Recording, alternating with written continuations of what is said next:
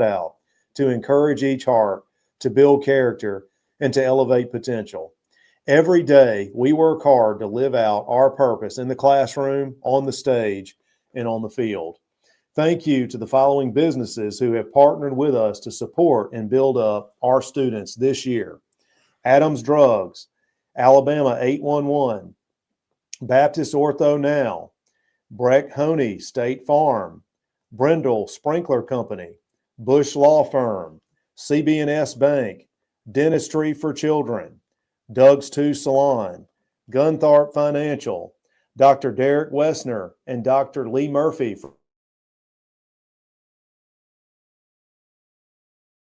Love, Merrill Lynch, Webb Chastain, Merrill Lynch, Jake Ray, Montgomery County Sheriff's Office, Montgomery Dentistry, Montgomery Paint and Body, Moore Company Realty, On Point Habitat Management, Pinion Law Firm, Regions, River Bank and Trust, Southern Special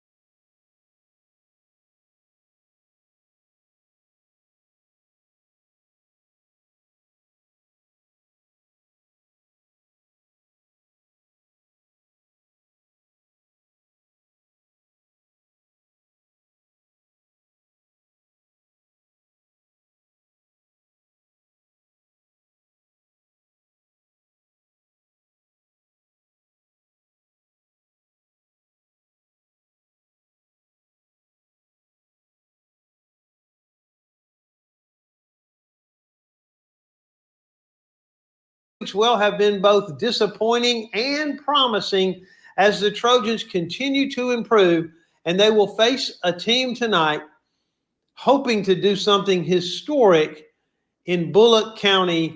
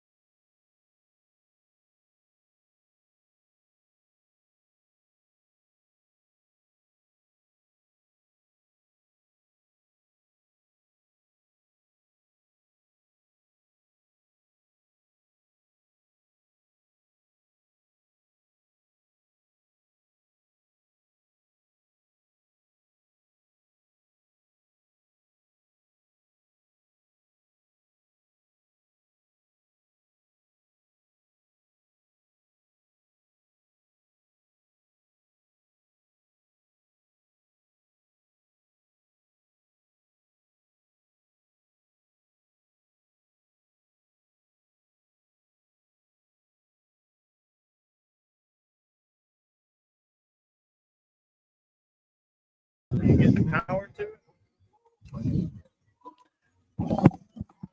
Yeah, we're getting power because I can. Power. All right, can you hear us now? Can, and primary care sports medicine physician specializing in the primary care treatment of all musculoskeletal conditions. Visit Doctors Murphy and Westner at Houston Clinic on Taylor Road in Montgomery. Well, we're back here in Union Springs, or I guess I should say the St. James radio broadcast crew is back here in Union Springs.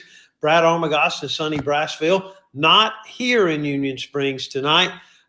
J.R. Brown will bring you the play-by-play story. And, of course, if you are familiar with St. James Athletics, you've heard his voice for a long, long time. He's the road game play-by-play voice for the Trojans on radio. And Wes Stewart will assist him tonight in the broadcast. But this is a very, very important high school football game as region play begins all over the state of Alabama tonight. And high school football players begin to turn their attention toward the playoffs. The first 2 weeks are traditionally made up of non-region games, quite often, like last week, St. James versus Montgomery Academy. The games are rival games, inter-city games. You're not always playing teams in your classification, and that certainly has been the case for St. James, playing the two-time defending champion Montgomery Catholic Knights, and then last week against Montgomery Academy. And so here in 4A region play, some of the names that we'll spend time with the rest of this season will not be all of that familiar to those from the St. James sports family, but certainly Bullock County is. This will be the 20th meeting between St. James and Bullock County, and the Trojans lead 18-1. Bullock County has only defeated St. James in the history of this rivalry one time, and that game was back in 2008. A 1-9 St. James team finished 1-9 on the season, fell 20-15 to Bullock County, turned the ball over 4 times. Just a night that everyone associated with St. James football has tried very, very hard to forget. And this Bullock County team has really been plagued over the years with a constant turnover in their head coaching position. But this is the 3rd season for the current Bullock County head coach, and you can tell a lot of changes here at this football stadium. Forever, this stadium was like many, many old stadiums around the state built in the 60s. Concrete poured bleachers on both sides. No seats, just big, wide concrete areas for you to sit. We arrive here this week and beautiful new aluminum bleachers here on the visitor side, a new scoreboard. The field looks great. Hornets painted in the end zone. And so a lot of changes here for Bullock County, including winning the last 2 weeks. Bullock County defeated Lynette, a 2A school, 17-14 2 weeks ago on the strength of an interception return for a touchdown and a late field goal, which is one of those things you put an asterisk or quotes around for Bullock County kicking a field goal. Typically, this football team has been extremely weak in the kicking game, but that's not the case this season at all. Last Friday night, this football team completely dominated Pike Crossing in a 28-0 victory. And don't pass over that very quickly without stopping to realize that Pike Crossing is a 6A football team. And so Bullock County handling them here at home 28-0 is no small feat. Last year, Bullock County came close to getting that second win. St. James came into that game in 2024 0-2, having fallen to Catholic and Montgomery Academy just as they have this season. Trojans scored on their first possession. It was real easy. The touchdown coming on a pass caught by Tabor Alford, and the Trojans' extra point kicked by Dylan Hines before everybody got themselves comfortable in the seats at Carlisle Field. The Trojans led 7-0. Trouble was St. James didn't score again and fumbled the ball to start the third quarter. Ty Wallace, and you'll hear that name tonight a lot, scooped up the fumble and ran 52 yards for a touchdown. The extra point was blocked by St. James, and no one thought about that too much until there's about 30 seconds to go in the game, and the Trojans lead 7-6. St. James won that game last year against Bullock County 7-6. So we know as the Trojans arrive here tonight that the Hornets want to do something about what what was a very disappointing loss for them. Bullitt County still made the playoffs, finishing in the 4th seed. But had they won that game against St. James, Bullitt County would have been the number 2 seed. And again, that would have been, kind of an historic accomplishment for this football team that has only made the playoffs twice since the Alabama High School Athletic Association went to region play back in the mid-'80s. This is it's a football team that has historically struggled for a lot of reasons, but it seems that those things have been turned around. I mentioned the 28-0 victory last week against Park Crossing. Bullitt County rushed for 374 yards last week. And if that's not an accomplishment enough, let's put it in context a little better for you. They attempted only 6 passes and completed only 1 of those. So they ran the football against a 6A team when that team knew they were going to run the football. The quarterback, Ty Wallace, was 1 of 6 for 7 yards. In the opening win against Lynette, he attempted 1 pass, and it was incomplete. So Bullitt County sits here undefeated with 7 total passing yards for the season. So there's one thing St. James does know. There's one thing in the scouting report on defense, and that is stop the run. Stop the run, you can win. Easier said than done for sure. Ty Wallace, the junior quarterback now and a very fine athlete, has rushed for 383 yards on 29 carries so far this season. That's a walloping 13 yards a carry average. He scored 5 touchdowns rushing. The 6th touchdown on the season was a touchdown scored by Braden Youngblood, as we mentioned, a returned fumble for a touchdown against Lynette. So we know what we'll see from Bullitt County on offense. They'll stay in the shotgun most of the time.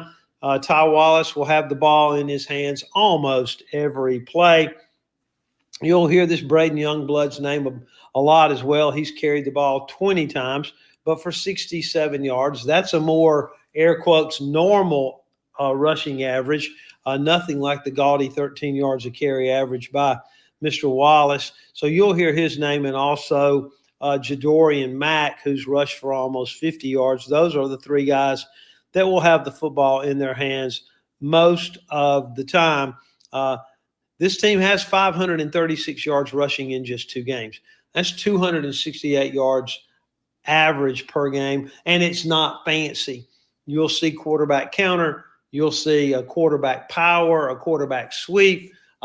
You'll see something that looks like a zone read, but they're not reading it. It's a called run or a called pass. Not a called pass, a called run by the running back or a called keeper by the quarterback almost all the time. Very little reading of it, blocking straight ahead, not a lot of pulling from the offensive lineman. This will be St. James will have to stay gap sound.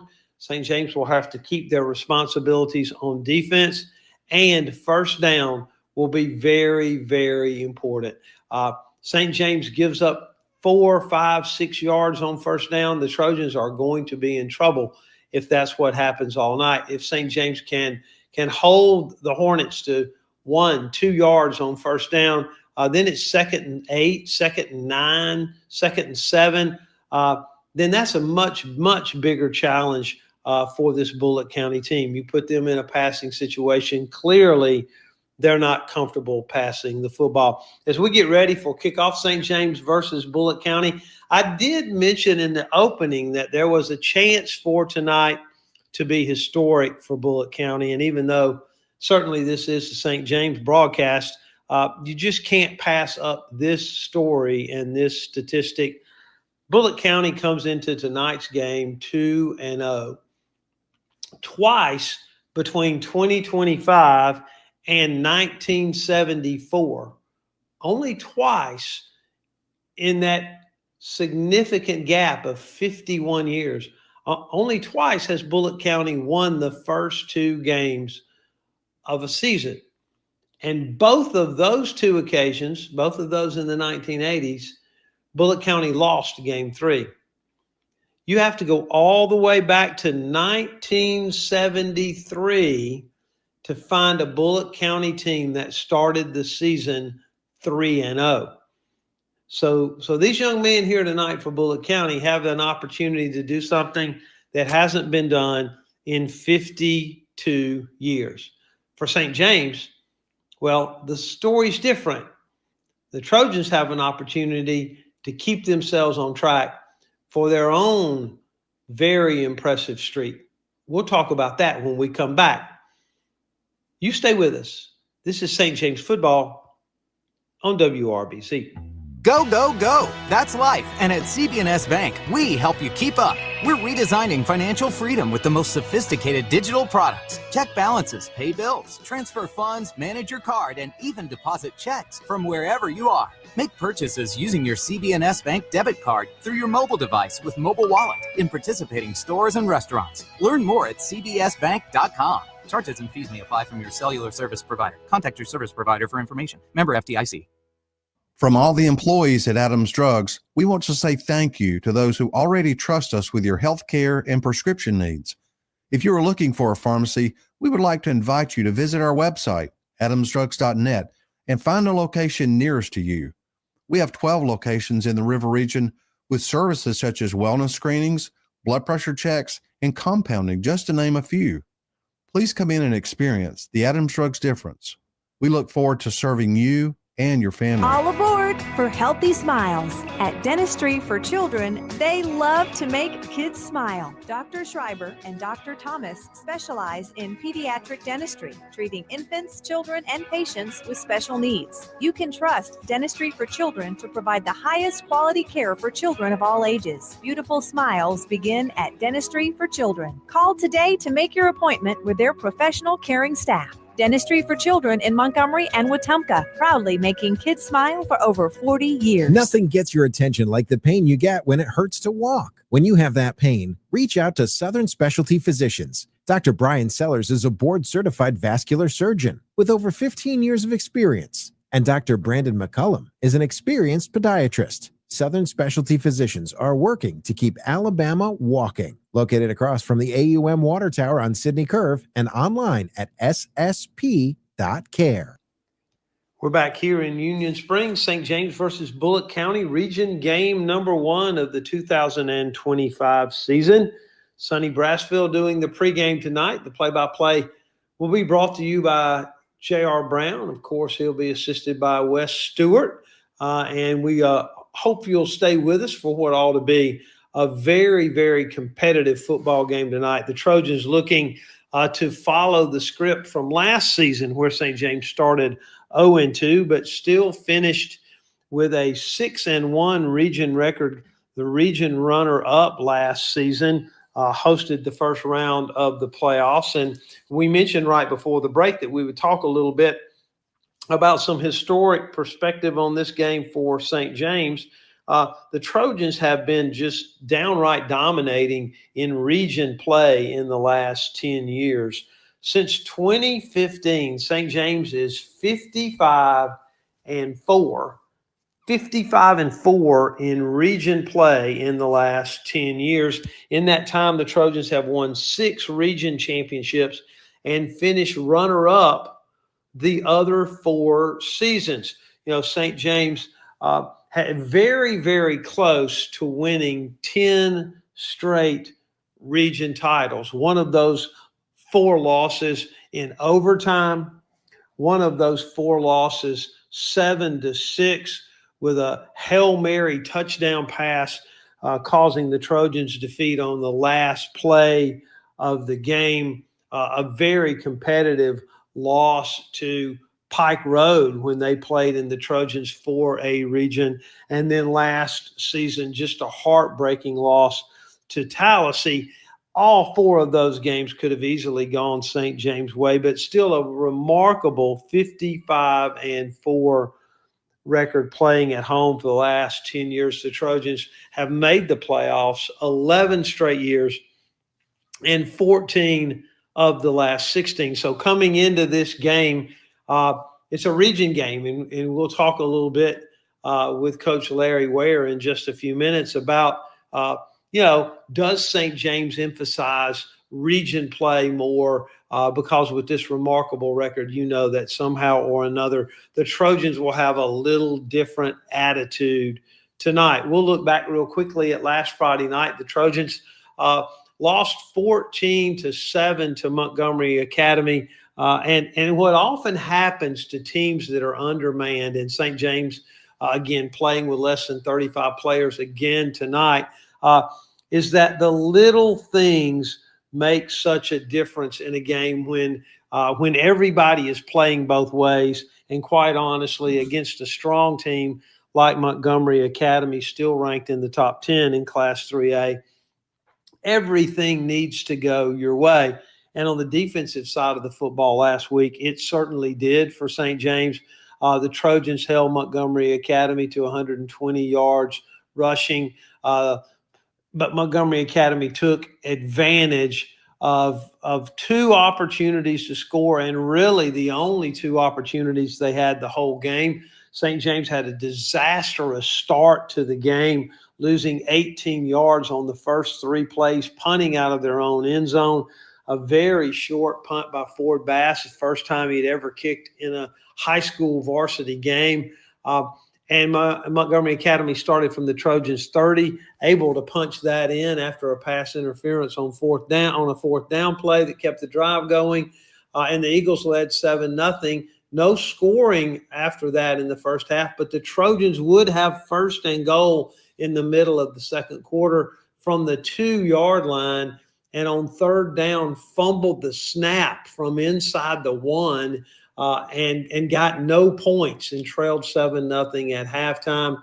Montgomery Academy busted a long run on the first possession of the second half and led 14-0. The Trojans got down there again in the first 2 or 3 minutes of the fourth quarter, had first and goal from the 3-yard line and would not get that one in either, throwing an interception in the end zone. Trojans did then score later in the fourth quarter to make the final score 14-7. Normally you would say perhaps the team is a little down after that kind of heartbreaking loss. But the truth is, I think that performance last Friday night has been so encouraging to this St. James football team that we really, really expect them to play an even improved game tonight here against Bullitt County. Quite honestly, offense has been a challenge for the Trojans. If you've been with us, St. James started this season without anyone who had ever played a down at quarterback in high school football. But they've pieced together an offense, and Mason Craig seems to have taken over at quarterback through a touchdown pass to Grant Phillips last Friday night in the fourth quarter. Mason is 11 for 23 on the season. The Trojans have a total of 190 yards through the air so far this season, 151 on the ground. Grant Phillips, who will also play some quarterback tonight, but primarily a runner in the backfield. He's got 123 yards on 28 carries. So the Trojans still looking for an offensive identity, which is certainly predictable for a team that has a brand new coach who took over in July. They've adjusted the offensive philosophy. St. James for really the last 5 years had been a very wide open spread, multiple motion shifting, challenging football team to cover. Last year, honing it back and becoming much, much more of a running football team. And this season, St. James trying again to find its identity on offense, and they will need to be able to score when they have opportunities tonight.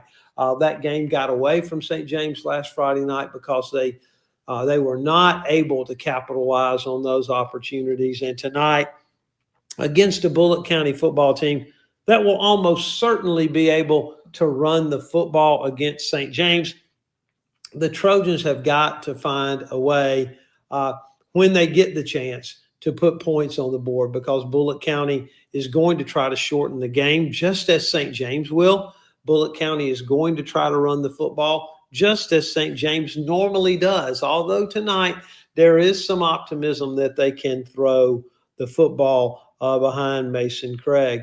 Defensively, St. James has been very, very good against the run. I know it's only two games. I know the sample size is small, but the Trojans have played two very good offensive teams. They held Montgomery Catholic to less than 40 yards rushing. Montgomery Academy got 121 yards last Friday night. So St. James, giving up about 80 yards on average rushing. If they hold Bullitt County to something under 100 yards, then it's very, very likely that this is going to be a very happy night for St. James. Bullitt County with 536 yards on the ground on the season. And if the Trojans are able to reduce this running machine here in Bullitt County, it'll be because their two inside stand-up linebackers, Miles Zakowski and Henry Wright. They have both played extremely well these first two games, and St. James will rely on them tonight.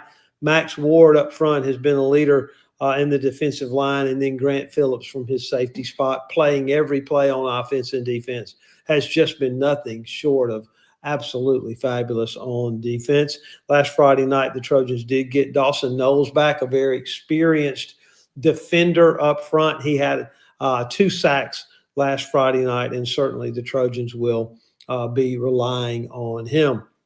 So it's St. James versus Bullitt County, region game number 1. Both teams hoping to make some history tonight. St. James hoping to continue this remarkable run in region play, and Bullitt County hoping to get to 3-0 for the first time in 52 years.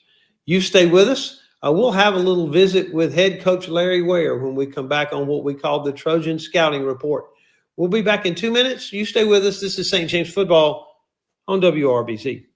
When you speak with patients at Just for Grins Orthodontics, you hear things like, "The staff is great. My daughter's teeth look perfect. I've been using them for over 2 years, and my service has been nothing short of amazing." Or, "My teeth have always made me a little self-conscious. Just for Grins fixed that, and not only do my teeth look great, they make me feel great." If you or your family need braces or Invisalign in a lively environment using the latest technologies with over 3 decades of experience, let's make the smile of your dreams a reality. Visit justforgrinsortho.com.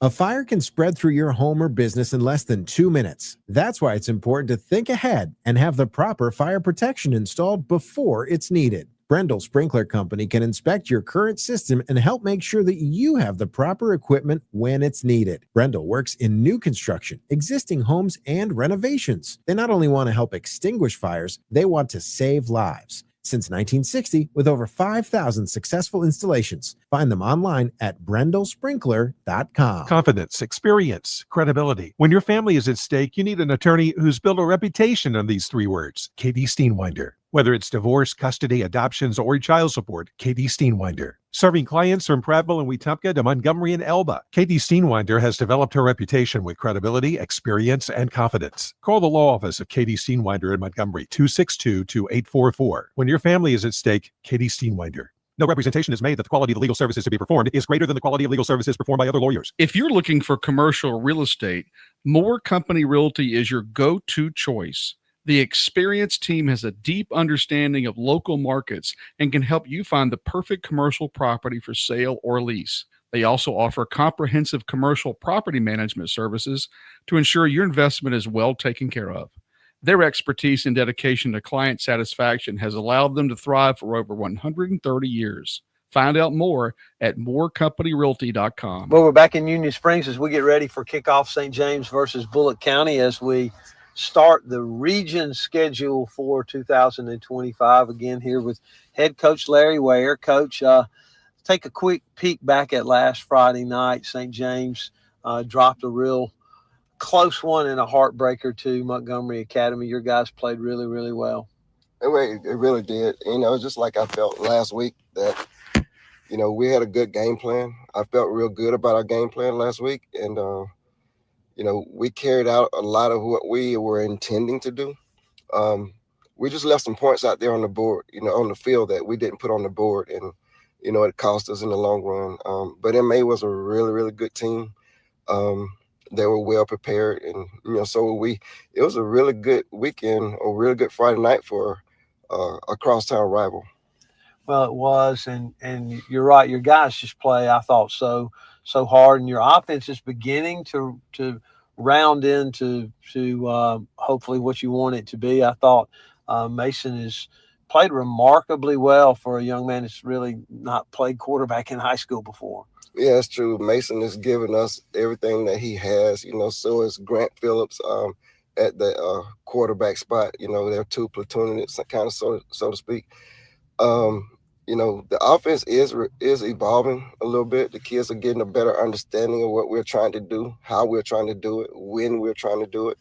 So they're getting a really good grasp on Coach Hammock's coaching philosophy, but it's still a work in progress. We still got a long way to go. We're trying to put our kids in the best position we can to let them succeed. And that's why Mason was back there at the quarterback spot. Well, and defensively last Friday night, 2 weeks ago tonight, that Montgomery Academy team scored 59 on Tallahassee. And looking at the film, it could have been 79 if they'd wanted it to have been. And then they come to Carlisle Field and score 14. And one of those two touchdowns on a real short field. So I know you're proud of your defense for sure. Absolutely. I believe that, after your special team game, everything starts and ends with your defense. If your defense plays well, you pretty much have a pretty good night. And our defense did play well. They played lights out.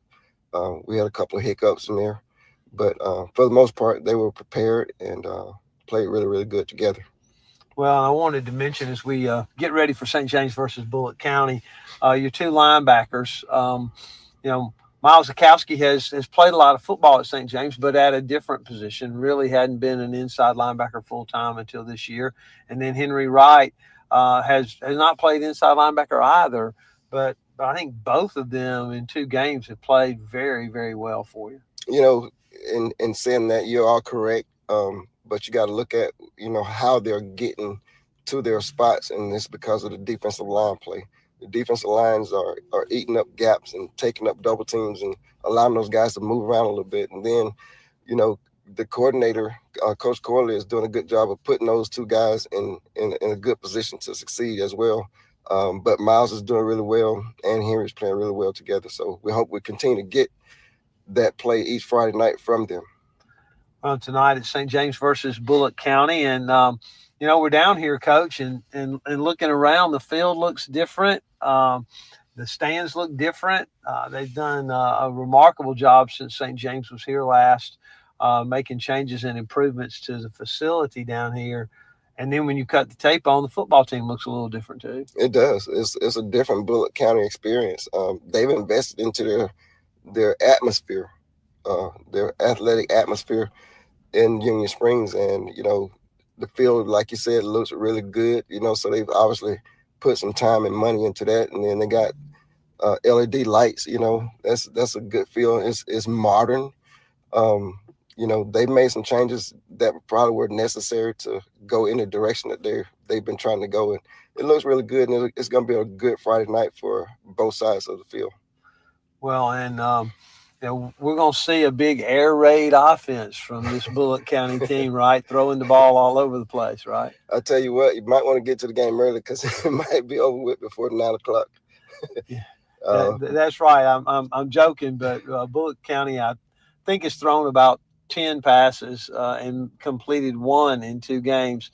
But don't let that fool you. They defeated a really good Lynette team, 17-14, and then last week shut out 6A Park Crossing 28-0. But they did it all on the ground. Yeah, a lot of people's philosophy is, why throw it if you don't have to? If they got skilled personnel back there to run, that's exactly what they're going to do. I feel like if they have to throw it against us, they will.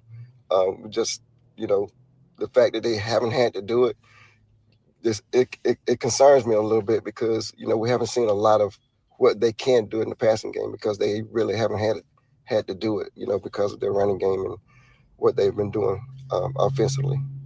Well, and it starts and stops with their quarterback. Ty Wallace, we saw him last year at St. James. He scored the only Bullitt County touchdown as a sophomore last year in a 7-6 St. James victory. And it looks to me like they run an action like they're reading an option, but they're really not. They don't like for the ball to come out of his hands. Yeah, Ty is number 14. He is excellent.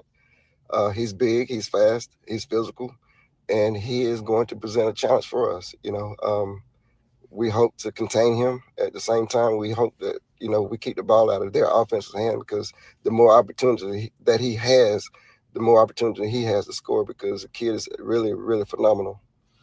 Well, and on the defensive side of the ball, it looks a lot like what we always see from Bullitt County. Big guys up front, and then, you know, a secondary that doesn't always line up exactly right, but they got fast guys out there. They do. They're very athletic in the back end, and they're very, very big on the front end with their defensive line front. But, you know, we hope to, you know, scheme them up pretty good to get an advantage, and just maintain and drive the ball. If we can maintain and sustain drives, I think we'll be okay, because those big guys, you know, one thing that you can count on, they get winded. Yeah. And if we can kind of wear them down a little bit, I think that's going to be to our advantage. Yeah, I know the guy you learned football from and who was head coach at St. James for 11 years used to say that during this time in interviews, getting ready for kickoff. If they had big linemen, he would say, I want to watch that guy run east and west, and then I want to watch him run to the sidelines and get water. That's right. You know, so I know we'll see some of that tonight. Let's talk a minute about your special teams. You know, we didn't talk a lot about it last week, but you're very experienced kicker who also is one of your most important cogs on defense, had an ankle injury, and that forced some changes last week. Where are you with the kicking? Our kicking is going to be fine. Dylan Hines suffered a lower leg injury a little bit a week or so ago, but he's going to be fine. But we have been practicing both kickers in Fort Bass and also Dylan. So whichever one we need based on what we're trying to accomplish in the kicking game, they'll be ready to play. You know, we've made some changes a little bit in our kicking game a little bit this week with Hayden Stockton taking over the coordinator's position. So, you know, we've kind of tweaked it a little bit early season, just trying to get an advantage with the guys that we're using.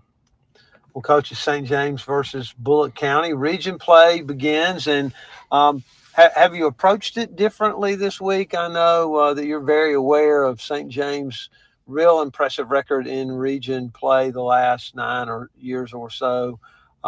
Is there a different, you know, kind of feel this week? I'll tell you what, it wasn't until you mentioned that record about us losing one time to Bullitt County, you know, so that's going to put a little bit of pressure on me today. But, you know, we haven't changed anything. We feel confident in our process, and we're going to continue to keep the process that we've been using to get to where we're trying to go. So we feel okay with what we got going on. Coach, we always appreciate you taking a little time to visit with us as we get ready for kickoff, but I know you need to go see your guys, so we're going to let you go. We're going to take a 2-minute break, and when we come back, we'll get a football in the air here in Union Springs. It's St. James versus Bullitt County. This is St. James football on WRBZ. When most people think of landscaping, they picture a few shrubs and a patch of grass. But at Tanner Landscaping, we transform spaces into lush, vibrant paradises. Based in Pike Road, our family-owned business specializes in both residential and commercial landscaping and irrigation. Our talented team is dedicated to making your landscape dreams come true. Find us on Facebook at Tanner Landscaping, LLC. We are proud supporters of St. James football. Go Trojans.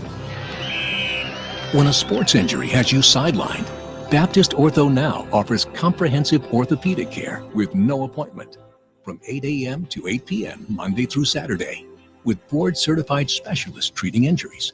and expert physical therapists administering everything from sports medicine to everyday recovery treatment. Baptist Ortho Now, getting you off the bench and back in the action. East Chase across from Target. In challenging times, trust is everything. At the Bush Law Firm, they specialize in debtors and creditors' rights, offering expert legal restructuring for businesses facing bankruptcy. As one of only 2 firms in Montgomery County equipped to handle such cases, the focus is on guiding you through insolvency with precision and care. Restructuring for a brighter future starts here. The Bush Law Firm. Navigate your path to stability. Visit us online at bushlegalfirm.com. No representation is made that the quality of the legal services to be performed is greater than the quality of legal services performed by other lawyers. Has an accident cramped your style? At Montgomery Paint and Body, we turn uh-oh into wow. Whether it's a tiny fender bender or total body repair, we'll have your ride looking stunning, maybe even better than before. When life throws a collision your way, count on us to smooth out the stress. We don't just fix cars. We treat every customer like family, because that's what the Turners are all about. From little fender benders to total body repair, visit Montgomery Paint and Body, East Shirley Lane on the East Boulevard, or call 27-REC. At Montgomery Paint and Body, your vehicle will be as good as new, maybe better.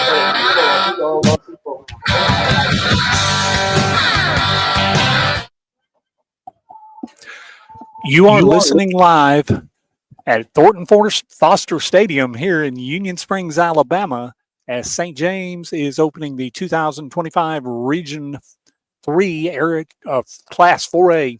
Let's start off Class 4A Region 3 season as they visit the Bullitt County Hornets. The colors are being marched out onto the field right now by the Bullitt County Army ROTC, and it will be followed by the playing of our national anthem, which we'll have, and immediately following we'll have the meeting on the center of the field with both of the captains lined up on their respective sidelines.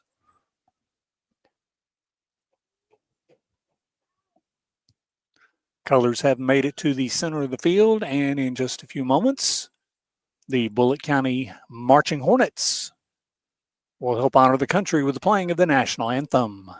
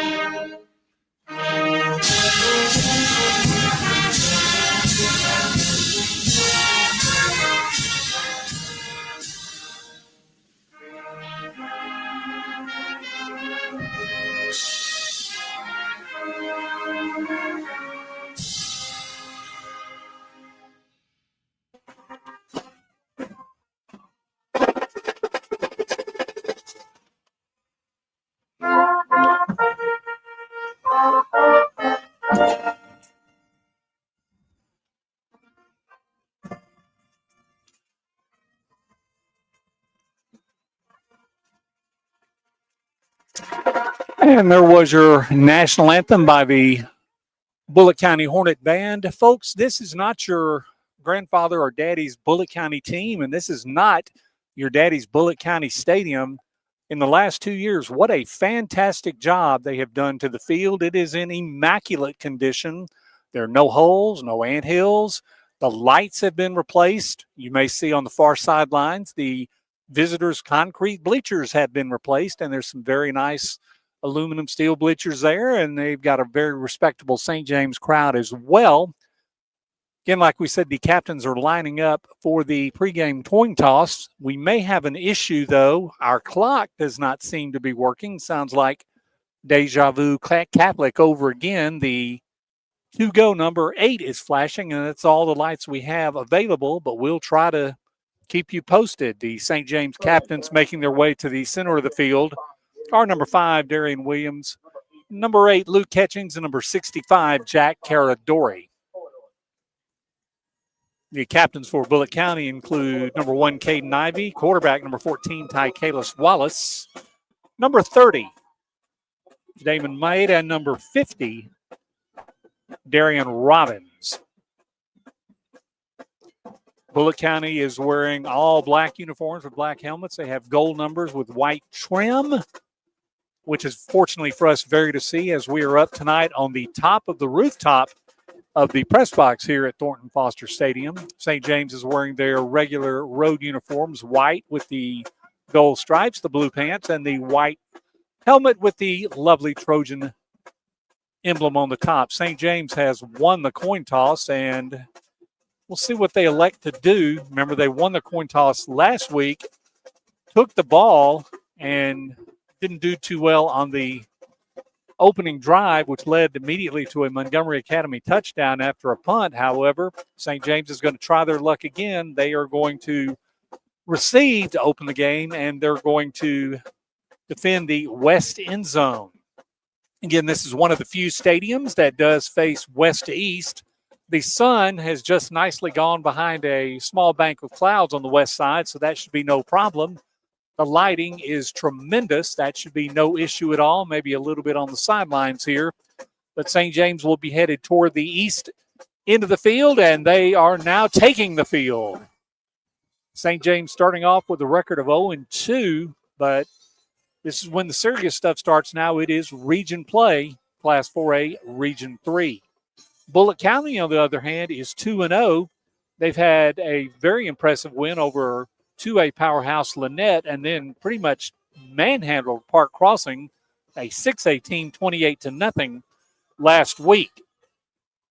Bullitt County has only been to the playoffs 2 times, 2019 and 2025. They have lost both those games, and they've yet to score a point in the playoffs. But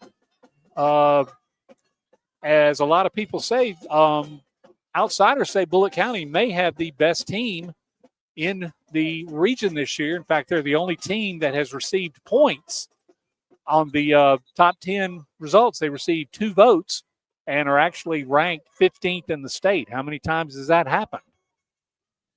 St. James and Bullitt County are taking the field. Bullitt County will kick off from right to left. Those of you we welcome on Facebook who can watch us. I got to have big kudos to my technical director tonight, Wes Stewart, who got us set up. We couldn't find any power over on the visitor side, but we managed to grab a pretty good seat at the 46-yard line on top of the St. James, or on top of the press box here at Bullitt County. It looks like we will be without a clock tonight, so we will have to help you with that. Number 6 for Bullitt County, Juan Garcia, is ready to kick off. And deepest for the Trojans is number 2, Benton Offord. Also back there assisting him is 32, Cameron Hartley. And on the far sideline, number 1, Ford Bass, Miles Zukowski is in the middle as well. Looks like we're still waiting on something on the far sidelines. The chain crew is organized. Perhaps they're hoping they can actually get a clock working, and actually a Bullitt County player has already been forced off the field due to having the kneecap violation. Number 9, Devontae Banks, doesn't have his pants below his kneecap, so he's immediately replaced. That is one of the areas of enforcement by the Alabama High School Athletic Association referees this year, and he is replaced by a number 19. I don't have on my roster. How convenient. Garcia now has the ball and is going to be ready for the kickoff. In past years, Bullitt County has had issues in the kicking game, especially in the punting game, and St. James has actually done pretty well in defending those. Here's the kickoff. It's a deep kick, and it's going to be fielded by Offord on the bounce at the 8-yard line. He's going to go wide. He gets past the first line of tacklers, and he's going to dive forward to about the 22-yard line.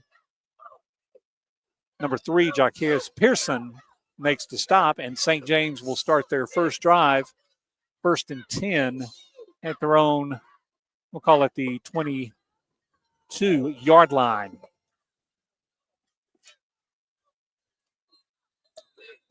And immediately we have a stoppage in play of some kind.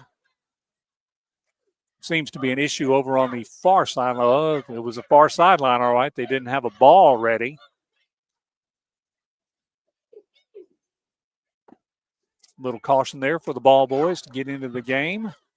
They are. Ball is going to be placed at the 22-yard line, and we're off to a roaring start. St. James 1st down and 10. Number 7, Mason Craig at quarterback. We got offered wide on the near side. Michael Hassel deep on the far side. 1st down, handoff goes up the middle to Phillips, and he is out across the 30-yard line. Grant Phillips is going to be up to the 34-yard line. It's a quick 12-yard gain on 1st down. And so St. James is already doing better than they did in the first drive against Montgomery Academy. They are headed in the front direction. Great block over there on the left side by Will Steenwinder. Opened up that hole. 1st and 10 at the 34-yard line. We've got trips right. Craig is taking the snap. There's a quick pass, and it is to Phillips, but it's incomplete. You may have heard footsteps from Pearson. Ball falls incomplete at the line of scrimmage. It will be 2nd down. Bullitt County, again, like we said, is 2-0, and they have about the same number of players as St. James, somewhere in the 33 to 35 range. Dressed out.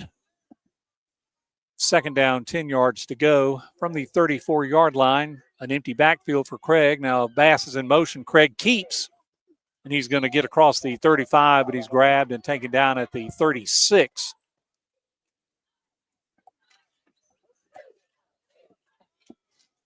Another player, number 44, whom I don't have on the roster, is going to be credited with a tackle, assisted by Kendrick Townsend, number 56. He's only going to get 1 yard on the play. It will be 3rd down, 9 yards to go. Again, scoreboard clock is not working. The 40-second clocks, which are new here, are working. That's fine. They're down to 11 seconds. Craig has doubles here on the sideline. In fact, the clock even blinks, and Craig's looking for room. He throws it and just throws it way out of bounds up into the stands as he was being pursued heavily by Jadarian Meade. And it will be 4th down. St. James picked up a 12-yard first down on their first play, but they will have to punt on 4th down without able to convert a second first down. It's good to see Dylan Hines back in punt formation. Hopefully his feet are healthy again. Got a whistle blown on the far sideline. Looked like they were about to send somebody else out for the kneecap violation. Here's the snap. Good snap. Punt is good, and it is going to be, it's going to bounce, actually favored Bullitt County, and it's going to be downed at the 39-yard line. Ball hit it about the 35 and bounced backwards. And so Bullitt County, ball actually will be started up at the 40-yard line, has good position, even though it was a good punt. And it will be 1st down for the Hornets. They're huddling on the sidelines. Coach Ware said you have to watch out for the skill and the big plays from the skill players on Bullitt County. Isn't that the way it's always been? They seem to have bigger linemen this year. They've got trips over here to the side, and number 14, as we mentioned earlier, the captain, Tykalis Wallace, who was the quarterback last year, continues to do so this year. Takes the keeper on 1st down, finds room on the outside, and he's going to get big running room on the 1st down, just about the same as St. James. Takes the ball well into Trojan territory inside the 50 and 45-yard line, all the way to the 44. Well, that's going to be a 16-yard gain, and quick yardage for Bullitt County. They've got trips set up on the right side. Looks like that may be a standard pickup for them. Now they're shifting back into a more regular stance. First down, 10 yards to go, already in Trojan territory at the 44-yard line. Pass on the sideline, complete, but he is down short yardage. Pass complete to Jaquez Pearson, taken down at the 42-yard line. And it looks like that was, they took him down. He will be given credit for 2 yards. They're trying to argue that he didn't have a knee down and got back up and started running again, but he'll only be credited with 2 yards. Second down for Bullitt County. The trip's on the left side. They have movement all over the place. Ball handed up the middle, and this time the ball is faked, and Wallace keeps it again, and he's going to have first down yardage on the far sideline, inside the 35, down to the 31-yard line. Good fake. It took both of the linebackers up the middle and gave a nice open lane of running over on the far sideline. Bullitt County with 2 first downs, already deep into Trojan territory. Ball just short of the 30-yard line, first down. Wallace preparing to pass and was almost intercepted, but it is caught by 0. Antoine Peebles. Mason Craig read it, and if he'd have caught the ball, it would have been a pick 6, no doubt, but Peebles takes the ball, and it's going to be down inside the 20-yard line at the 16-yard line. Bullitt County moving at will, another first down after a 15-yard reception. So far, the passes have been directly across the field, nothing too far past the line of scrimmage. Wallace, this time the handoff, and once again, this time Caden Ivey takes the ball, and he is not being tackled. He gets all the way down to the 6-yard line, finally gets taken down by the center of the Trojan secondary, got all the way to Steenwinder, and ball down to the 6-yard line. And it will be marked first down. It will be marked second down and less than a yard just outside the 6-yard line. Again, we have no clock, so we can't tell you the time. I'd estimate probably about 8 minutes to go in the first quarter, and Bullitt County has moved down the field without a third down. They're looking at the play clock, and the play clock ran out, but nobody called anything. Wallace takes the ball, and he's going to walk into the end zone untouched for a Bullitt County touchdown. Fake the ball to Caden Ivey on the left side or on the right side, went up the middle, kept the ball, and was untouched, going 6 yards into the end zone for the first score of the game, and Bullitt County is up 6-0.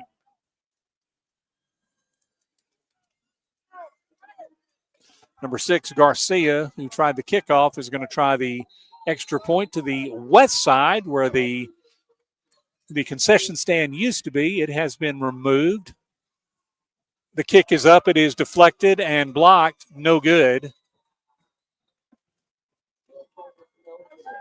Would have been eligible for a pickup perhaps, but it was fallen upon by Bullitt County behind the line of scrimmage.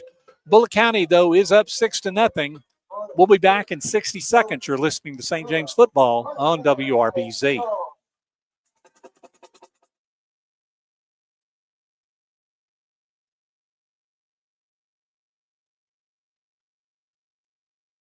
Zaxby's is more than just a humble chicken joint. It's a humble chicken joint with the best sauces in the world. See, at Zaxby's, you don't just get their famous hand-breaded chicken fingers, fried to golden perfection with that flavor you know and love. At Zaxby's, you get the sauce. Dip, dunk, and drizzle with your choice of 12 different sauces like Zax sauce, Tum Torch, and hot honey mustard. So if you want a whole lot of sauce, you need to find yourself a Zaxby's. Who's got the sauce? Zaxby's. Need a little good news in your life? Well, here's the deal. State Farm has new, lower car insurance rates in Alabama. So now you can get the great service and convenience of State Farm agent Breck Honey at an even better price. That's right. State Farm can help you save more cash and get the good neighbor service you deserve. It's the real deal for car insurance. State Farm agent Breck Honey is ready to help you save, Montgomery. Call my office today at 334-272-8423. That's 272-8423. We are back, and the kickoff has just been made. Mason Like a Craig good to the neighbor, 53-yard State line. Farm. He's got room up the middle. He's out across the 30 to the 34-yard line. Blockers went to the side, and a hole just opened up the middle. Good block by Jordan Williams to assist.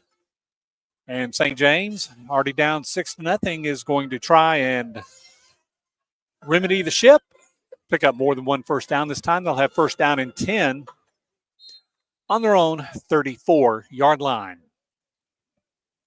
So Bullitt County went down the field and was pretty much unimpeded. So the defensive staff will be working on that. Craig has a pass, and it is intended for number 13. Andrew Yancey was a little overthrown and incomplete. Peebles was the closest coverage to Yancey, but that ball was just not going to be caught by anybody, and it'll be second down and 10. The Bullitt County defense is well spread out. Again, there, like St. James, will have a lot of players playing both ways. I see Ivy, the running back, is the safety on the far sideline. Yancey was briefly in motion, second down and 10. Ball handed off to Phillips. He goes off the left side. He's going to find some running room, and the pile is going to push him forward across the 40 to about the 42-yard line.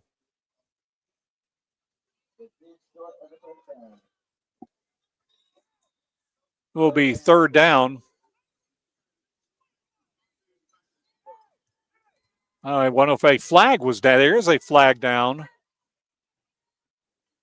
A illegal procedure penalty is being called against St. James from way over here on the far sideline. I didn't see if somebody was lined up wrong, but it was not a dead ball play.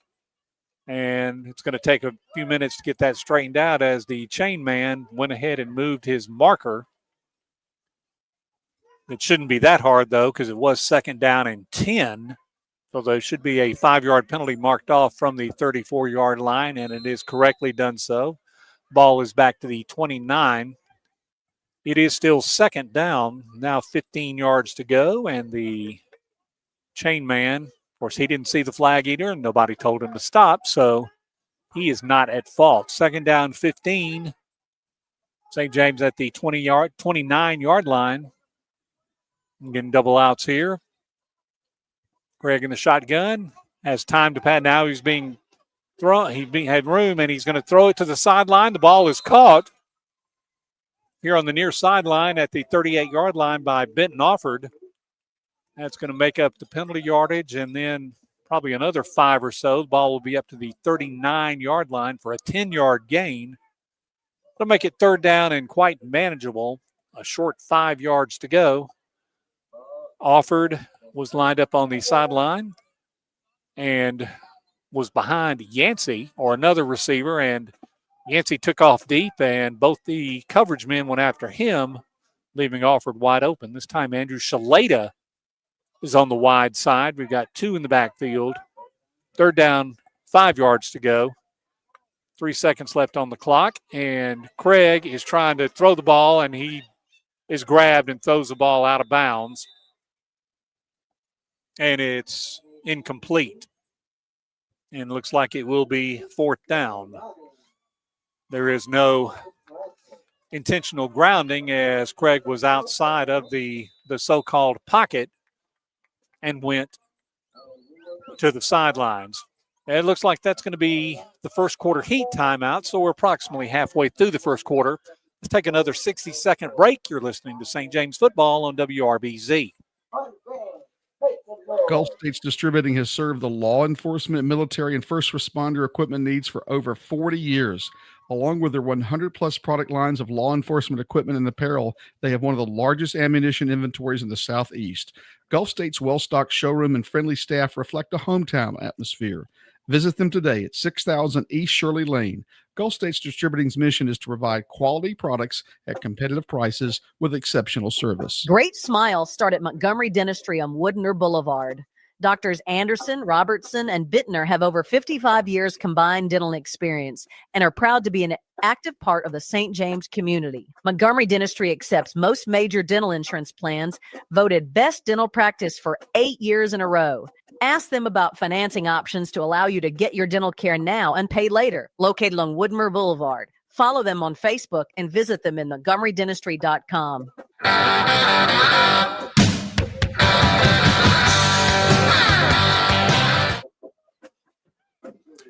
We are back at Thornton Foster Stadium. It is fourth down after the heat timeout. Approximately half of the first quarter complete. Hines for the second time in the game in punt formation. Antoine Peebles is deep, about 40 yards downfield for Bullitt County. There's the snap. And the punt much better this time. Peebles is going to let the ball bounce. And again, it takes this time a sideways bounce. But it is a little bit more favorable for St. James. The ball is inside the 20-yard line, rolls dead at the 19. And Bullitt County will start their second possession there, first down and 10. Bullitt County drove 60 yards on the first drive and I'd say about 7 or 8 plays and never faced a third down, never had a negative play. And St. James has had penalties on each of the first drives after they made one first down on the first drive. They haven't been able to advance since.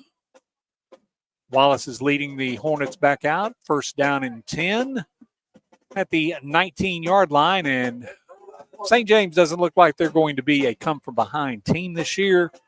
So a stop here is imperative. Number 2, Demetrius Mims is all alone here on the sidelines.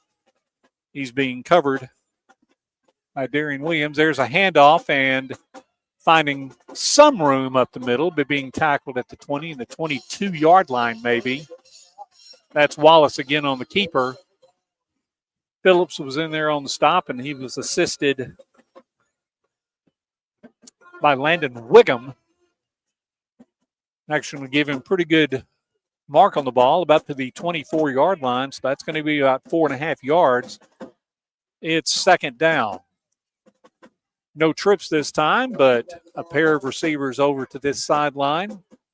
Wallace has been hesitant to throw the ball down the field outside. The snap almost gets by. Peebles takes a handoff, and he is stopped at the 25-yard line. Although apparently he's getting a lot better push than it looks like from this angle as he gets all the way up to the 27, maybe the 28-yard line. Ran into Henry Wright, but apparently he's getting either a really good spot or getting that ball up there in front as it's going to be third down, about 2 yards to go, and Bullitt County keeping the ball on the ground. They got this trips formation again. Each time they've had this, they've tried a small pass to the sidelines. We'll see 5 seconds on the clock. Wallace takes the handoff. Peebles gets it, and he is taken down in the backfield. Great tackle there. Pursuit by Miles Zukowski. And that play is going to fail to gain. No forward progress there. It's fourth down and 2, and we'll see what the Bullitt County coaching staff is going to do. Surely they won't go for it that deep in the territory, and no, they will. And this could really be one of the advantages of St. James. The punting game in the past hasn't been the best, although quite frankly, it doesn't look like they're lining up in punt formation. They are not. Wallace is still in, and everybody's bunched up together. We'll see if they try to draw the Trojans offside. 4 seconds left on the clock. The ball is snapped. Wallace takes it, and he is going to make the first down after missing a tackle. He breaks a tackle, and he is all the way down into Trojan territory. Finally wrestled out of bounds by Darian Williams and Hartley as he gets to the 46-yard line. He may have had the first down back at the original line of scrimmage, but at least it would have been close. He broke a tackle, and even deep in their own territory, Bullitt County opted to go for it, converted the fourth down and 2, and they're back in Trojan territory again. Phillips is down after he was part of one of the tackles that was broken at the 34-yard line. And he's having a little bit of trouble getting up. He's got a trainer out there in the line. Let's take a quick 30-second break. You're listening to St. James Football on WRBZ. A Regions checking account can help you take your next step in life by giving you smarter, more convenient ways to manage your money. Open a Regions checking account today and bank safely and securely in a branch, online, on your phone, or with a phone call. You'll also love conveniences like text alerts, Regions mobile deposit, and our new bill pay system. Ready to move your life forward? To open a Regions checking account today, visit a branch or log on to regions.com/open now. Regions Bank. Message and data fees may apply to mobile services. Mobile deposit subject to fees.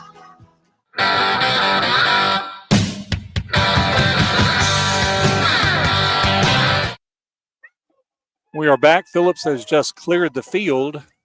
I didn't mention at the beginning, this is the 20th meeting all time between St. James and Bullitt County, and St. James has won 18 of the first 19.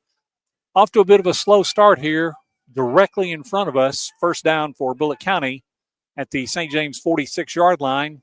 Trips are wide. Wallace again with a handoff. That's all he had to do so far. Ball handed off to Irby, and he breaks a tackle and is going to get inside the 35. Down to the 33-yard line, finally brought down by Dylan Hines. But that's another 13-yard gain, and Bullitt County is having their way with St. James defense, unlike either team they've priorly faced off against has. Line blocking seems to be excellent. They got some beef on that line. First down and 10 at the 33-yard line.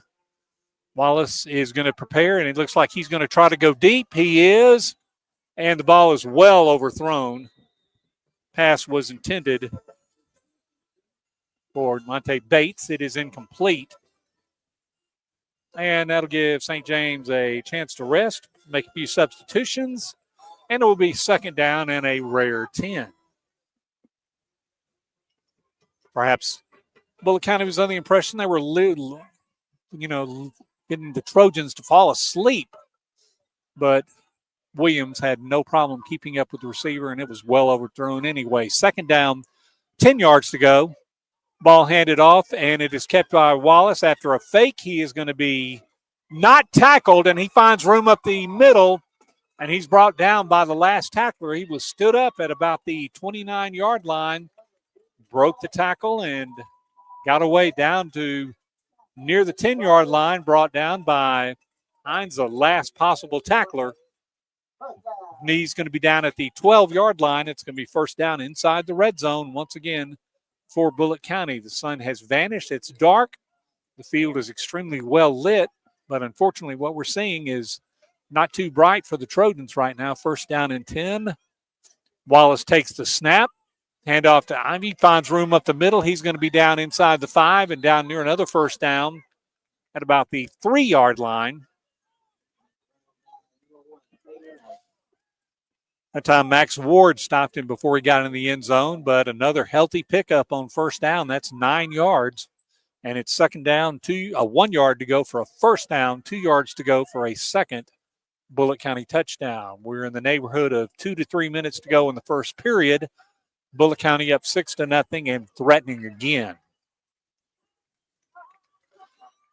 10 seconds left on the play clock, which is working fine, and they had multiple players in motion, and one of them moved. So Bullitt County will be penalized. Their first penalty of the game, 5 yards for a false start, or probably just multiple men moving. That'll push the ball back to the 8-yard line, and it will be second down and longer. Yardage hasn't seemed to matter too much thus far.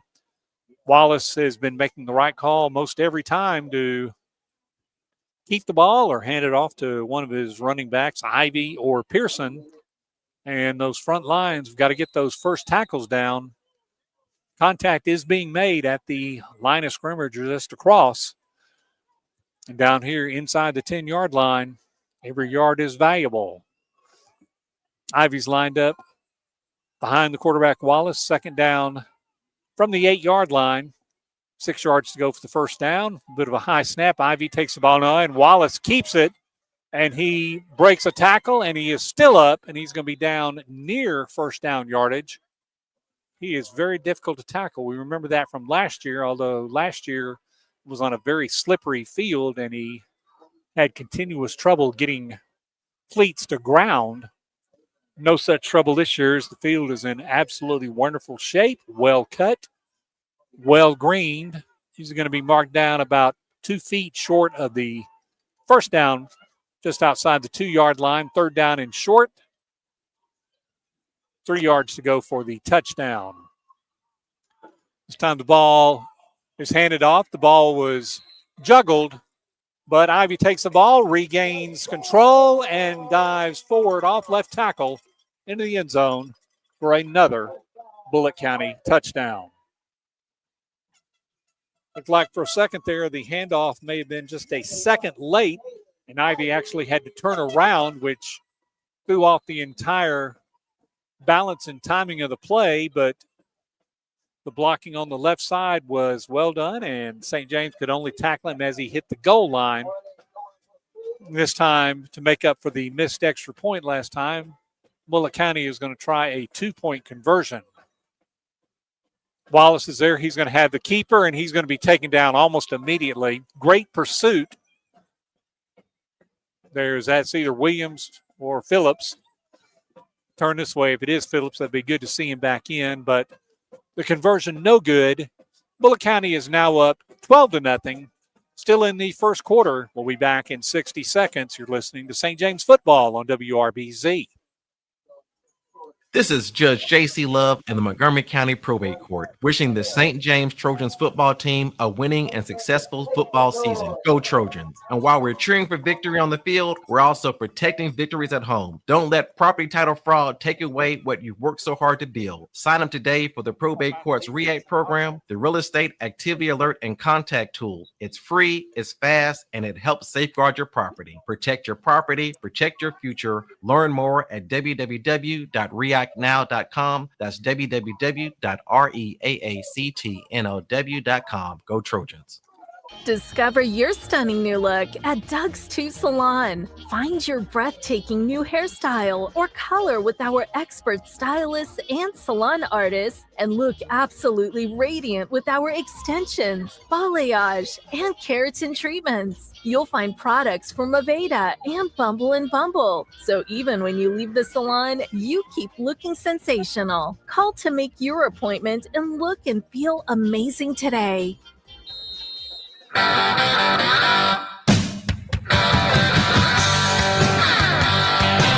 We are back, and Garcia is just now kicking off. That's a line drive kick out of bounds, but there's a flag on the play. Looks like a Bullitt County player was offside on the kickoff as the ball was blown dead immediately. It was not a very good kick. Went out of bounds. I believe I heard from the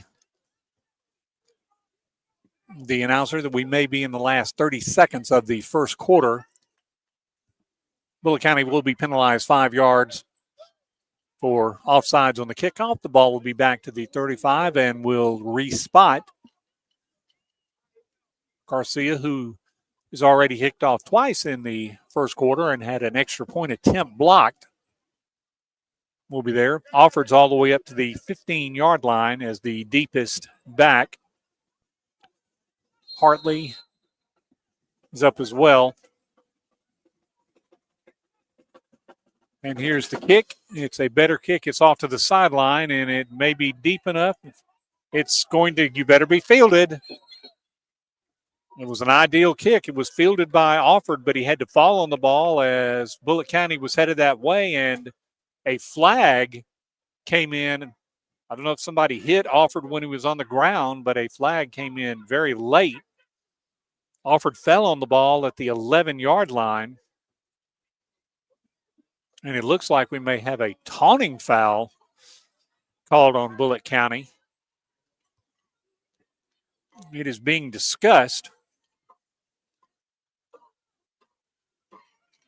And indeed, an unsportsmanlike conduct penalty is being called against Bullitt County. Obviously, some kind of taunting. There was no contact made on the ground, but that'll be a free 15 yards, and it will be graciously accepted by St. James. And it'll be actually be marked off from the spot of the foul, which was up at the 17-yard line.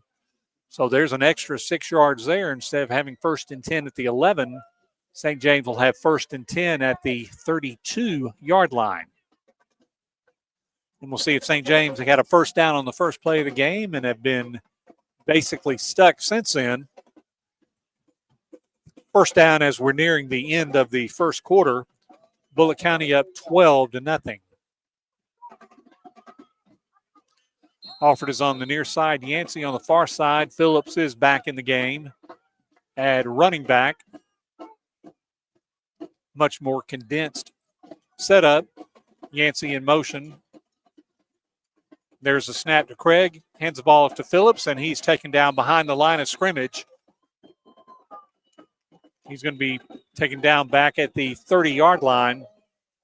Number 56, Kendrick Townsend, made the stop, and it looks like that is going to be the final play of the first quarter. The teams will change sides. Bullitt County is up 12-0. Let's take a 60-second break. St. James football on WRBZ. I'm Cliff Meidel, two-time Olympic athlete in the sport of sprint kayaking. In 1986, my life changed forever when I struck 3 buried high-voltage cables while working on an excavation site. 30,000 volts of electricity blew through my body. I'm lucky to be alive and able to walk again. Accidents like mine can be avoided with a simple call to 811. Accidents can happen to anyone. Know what's below. Always call 811 before digging. Brought to you by Alabama 811. Hello, I'm Sheriff Derek Cunningham of the Montgomery County Sheriff's Office. We're a proud supporter of St. James football. Being a member of this community and knowing that these students are part of our community, we at the Montgomery County Sheriff's Office would like to let you know that we support you this football season and we're here for you this football season.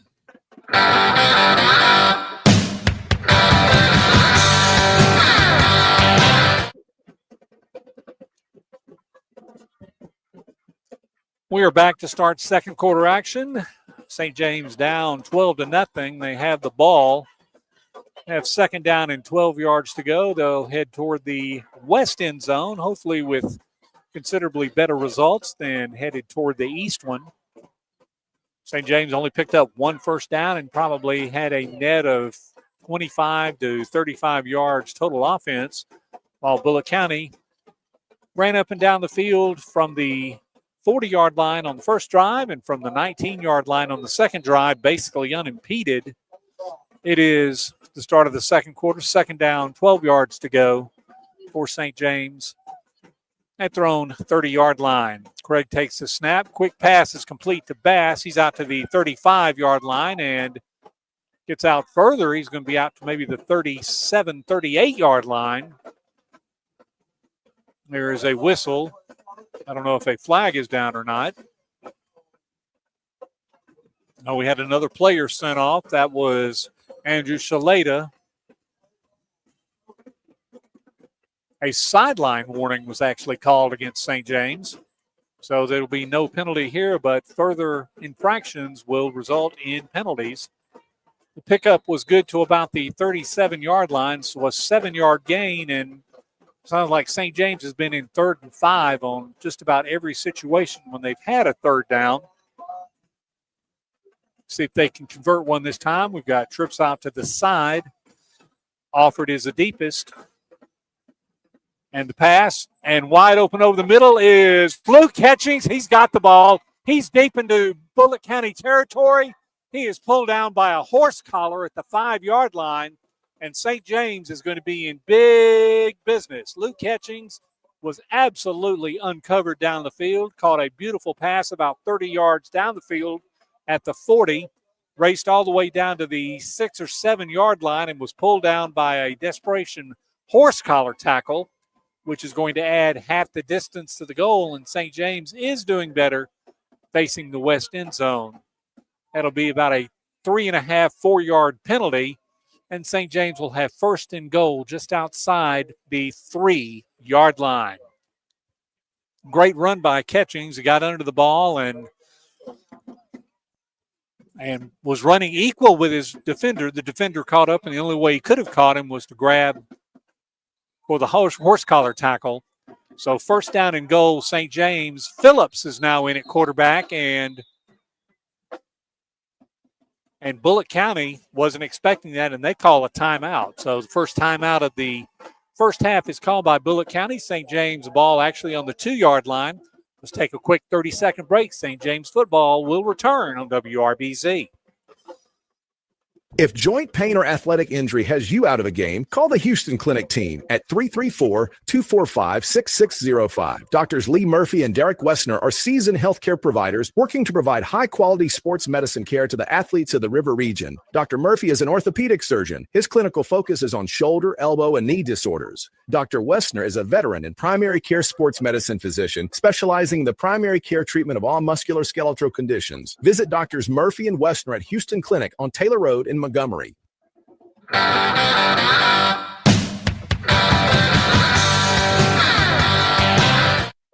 We are back. Bullock County just being hit by a big play from about the 40-yard line all the way down to the 7-yard line. Actually, the St. James 40-yard line down to the 7, and a penalty going half the distance. First down, and it looks like it's going to be on about the 2.5-yard line. They were not prepared at all to see Phillips line up behind quarterback. A timeout was called, and Phillips is still in. First down and 10. Craig now in the backfield along with several other players. Looks like he's going to keep the ball. No, he's going to hand the ball off. No, he's not going to hand the ball off. He did hand the ball off. I got faked, and it's in for a touchdown. Quite honestly, I didn't say, oh, there's who took the ball. Let's see, I was badly faked. Was it Zukowski who took the ball? We'll have to double check. We're looking at the handoff, and we're going to go with Zukowski. A great play, and St. James is back in the ball game at 12-6. Hines in to attempt the extra point. See if he can get the ball over the bricks and see if we can get the ball back. We'll get a good snap. Snap is good. Kick is over, and the kick is good. So with maybe a minute and a half or so gone in the second quarter, St. James now trails Bullock County 12-7. Let's go ahead and take another 30-second break. Recognize our sponsors, St. James Football on WRBZ. Go, go, go. That's life. And at CB&S Bank, we help you keep up. We're redesigning financial freedom with the most sophisticated digital products. Check balances. Good evening. Transfer funds, manage your card, and even deposit checks from wherever you are. Make purchases using your CB&S Bank debit card through your mobile device with Mobile Wallet in participating stores and restaurants. Learn more at cbsbank.com. Charges and fees may apply from your cellular service provider. Contact your service provider for information. Member FDIC. From all the employees at Adams Drugs, we want to say thank you to the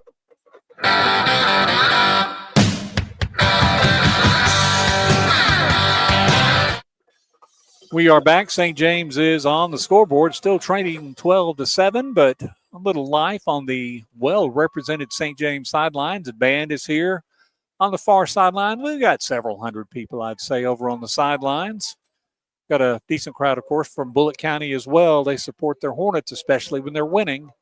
And now for the first time, Hines will kick off. We'll see, looks like number 3, Jaquez Pearson, is deepest for Bullock County. Still aren't sure exactly who scored that touchdown. We're going to go with Zukowski because that looked like his kind of play. Absolute fantastic fake by Phillips. He was tackled in the end zone, but fortunately gotten rid of the ball, and St. James is on the board. Here's a kick. Hines is going to kick it, and it's going to go into the end zone, stayed in bounds. That's a touchback, and looks like the same player who just got called for taunting was trying to start something on the field with Connor Adams. It didn't happen. Bullock County will go back to the 20-yard line. A little talking to by the sideline referee and by a coach or two. That 15-yard penalty really might have given St. James a spark they needed, as they would have had the ball back at their own 11-yard line to start that last drive.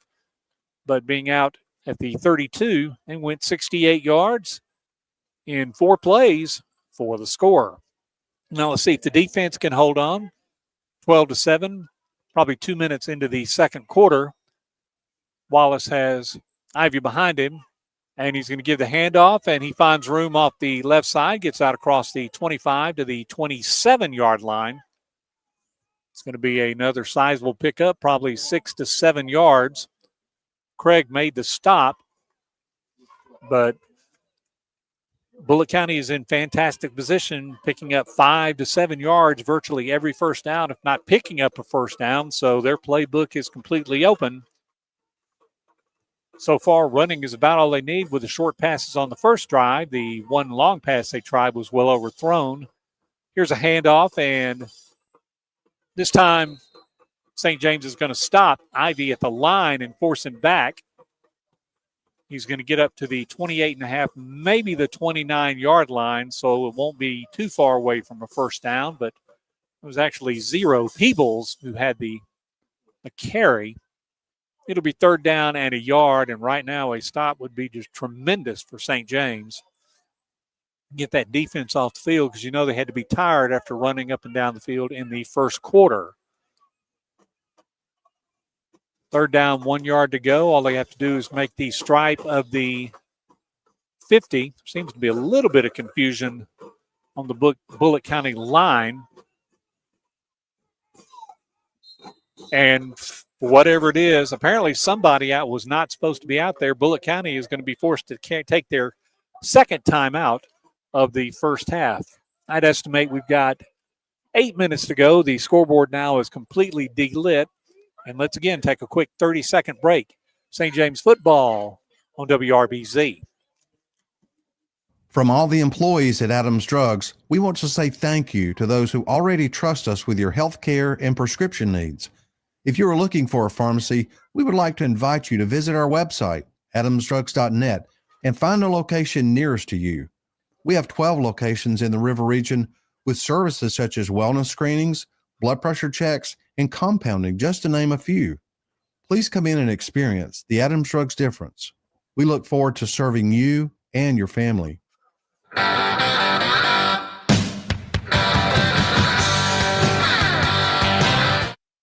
As we get back, I don't know, the center may have had problem with the snap count because he was confused. That's number 54,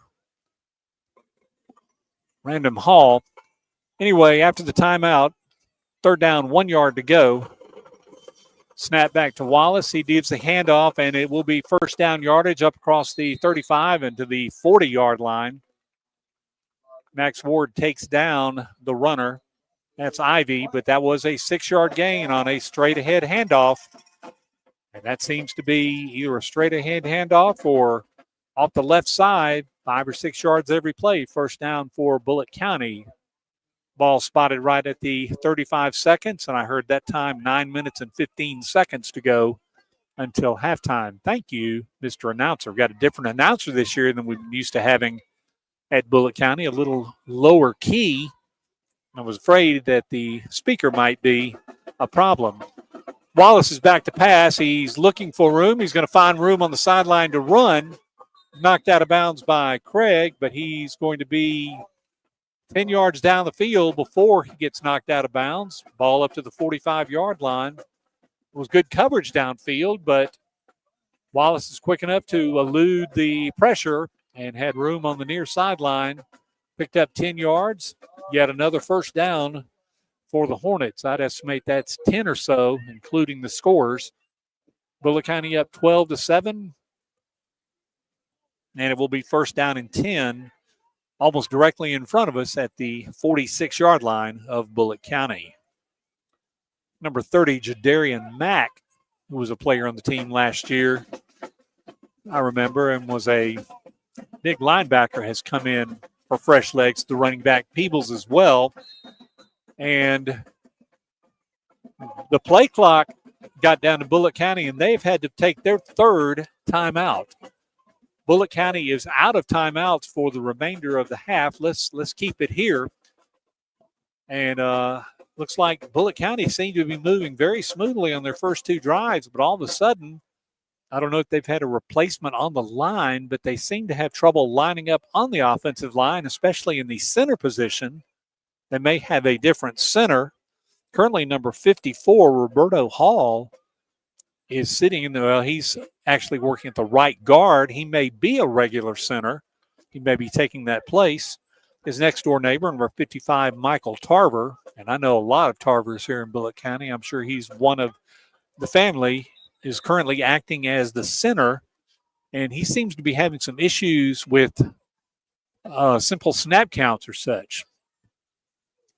Bullitt County cannot call another timeout in the first half, and we've got approximately, I'd say, 8.5 minutes to go until halftime. St. James has not used a timeout.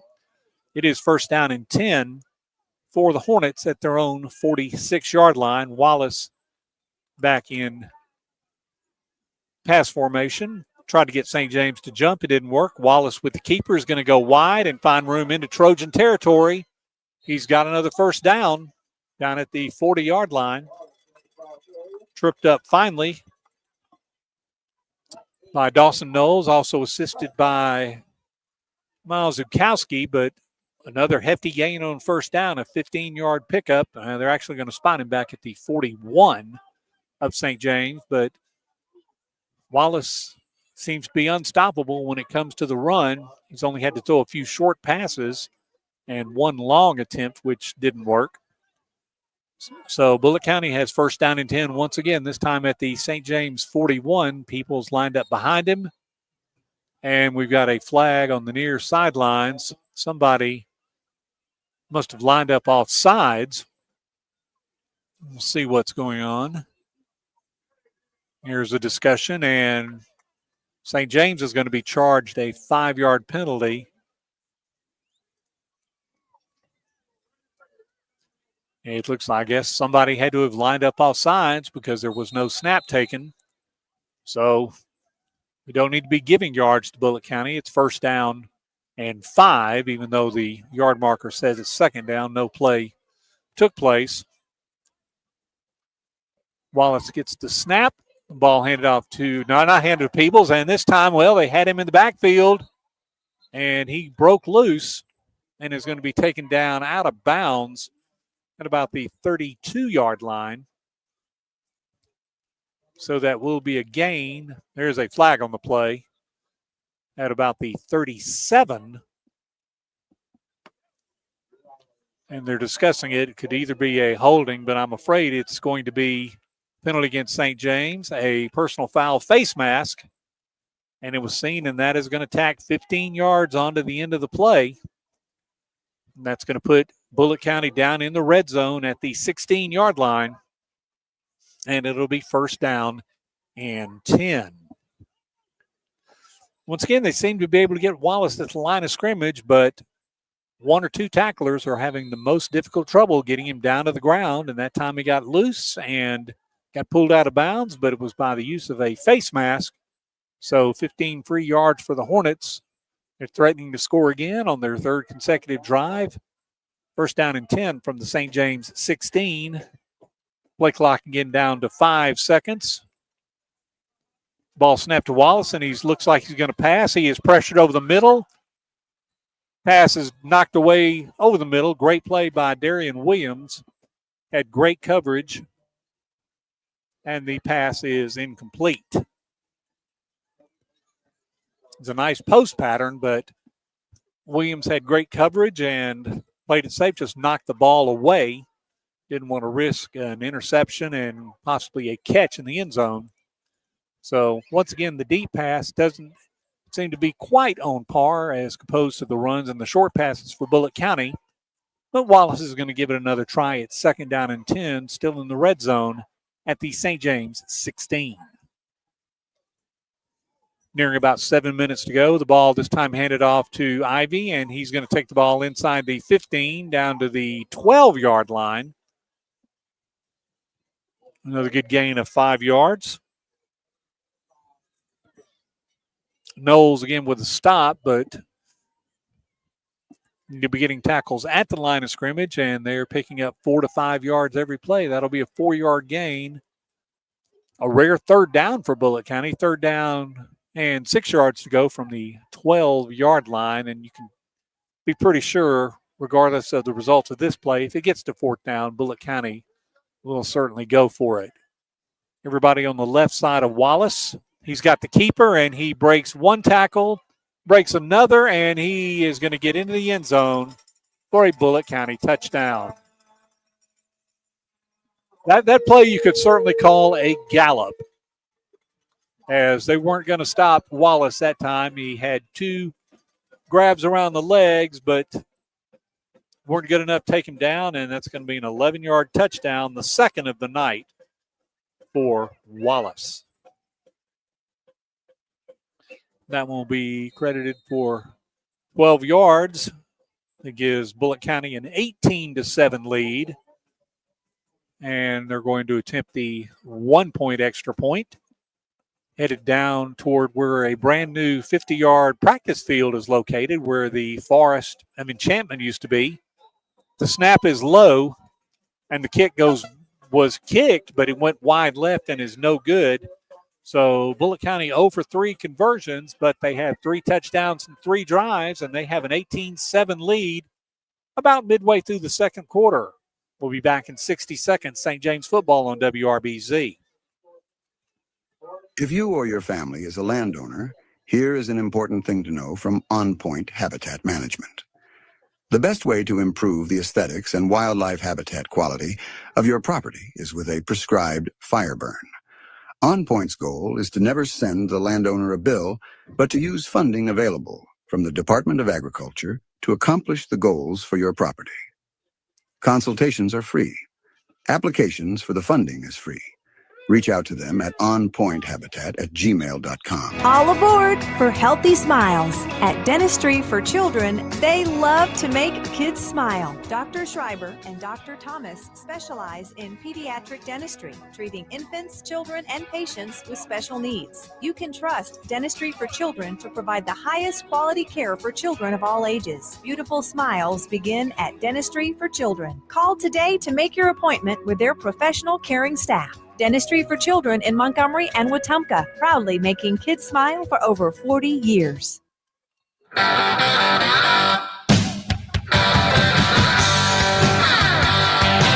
We're back, and Garcia preparing to kick off for the 4th time in the kickoff department. He's had 1 extra point blocked, 1 extra point wide, but all of his kicks have gotten well downfield. He's kicking to the right. This kick is up high and is going to go to Michael Delbridge. He takes the ball at the 15-yard line, finds room. He's going to be slung forward to about the 28-29-yard line. So about a 14 to 15-yard return.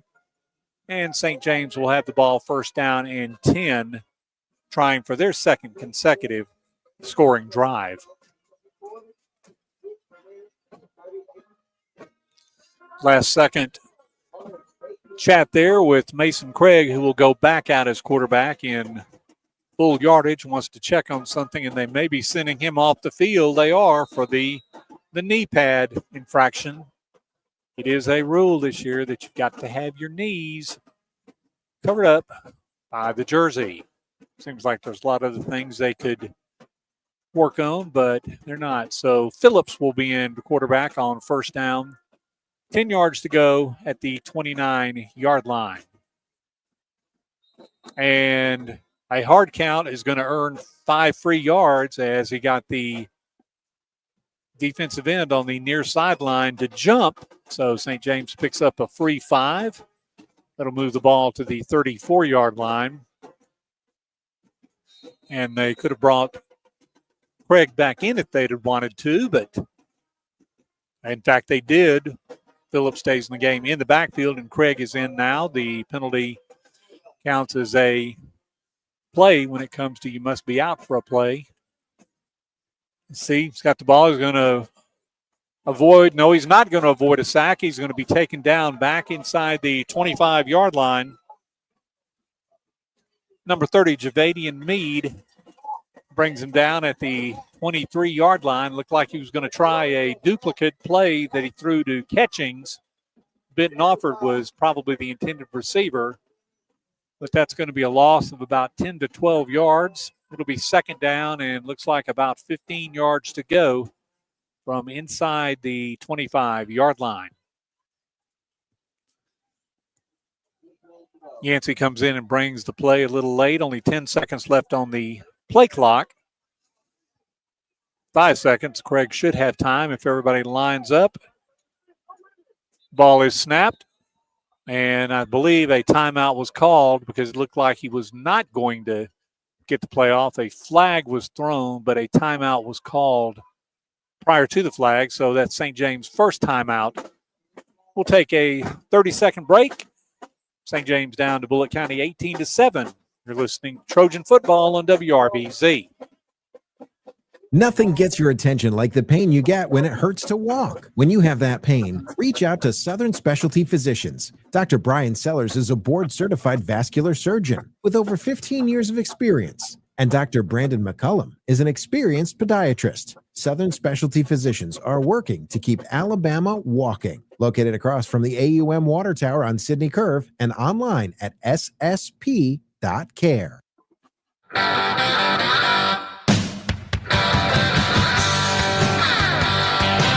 As we come back, we've learned there's 5 minutes and 23 seconds on the clock.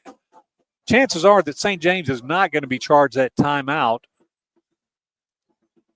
And in fact, they may be charged a timeout, but they've sent the players back off the field as it is time for the second quarter heat timeout. I know in the middle school game earlier this week, we had a stoppage where a timeout was called by the opponent, but since it was so close to the mandatory heat timeout, and believe me, tonight, as opposed to most of the other games prior in the season, the mandatory heat timeout is welcomed. They were given the timeout back. I don't know if St. James will be. They have at least 2 remaining. Bullitt County has used all 3 of their timeouts. St. James will have the ball second down and 14 to 15 yards to go inside their 25-yard line. Bullitt County's had the ball 3 times and had 3 scores, no conversion. St. James converted after a long pass from Craig to Luke Catchings, set the ball down inside the 10-yard line, a penalty half the distance, and the ball was kept by, we believe, Zukowski for 3 yards. We're going to give him credit. I'm sure I'll hear on the bus ride home otherwise if that's not the case. We are back after the timeout. Second down, 15 yards to go. Got a tight formation, nobody out wide. Offers on the near side. Catchings on the right. Craig has time to pass. He throws it over the middle. It's a little behind Phillips and low, incomplete at the 29-yard line. And unfortunately, didn't have time to see Michael Hassel, who had gotten behind the defense.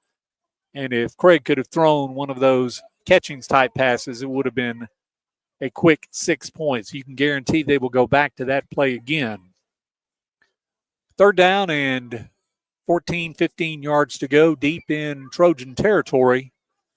You really don't want to give Bullitt County another chance to score before halftime, as they're already down 2 possessions, and another touchdown would make it at least 3. Craig tries to draw him off sides.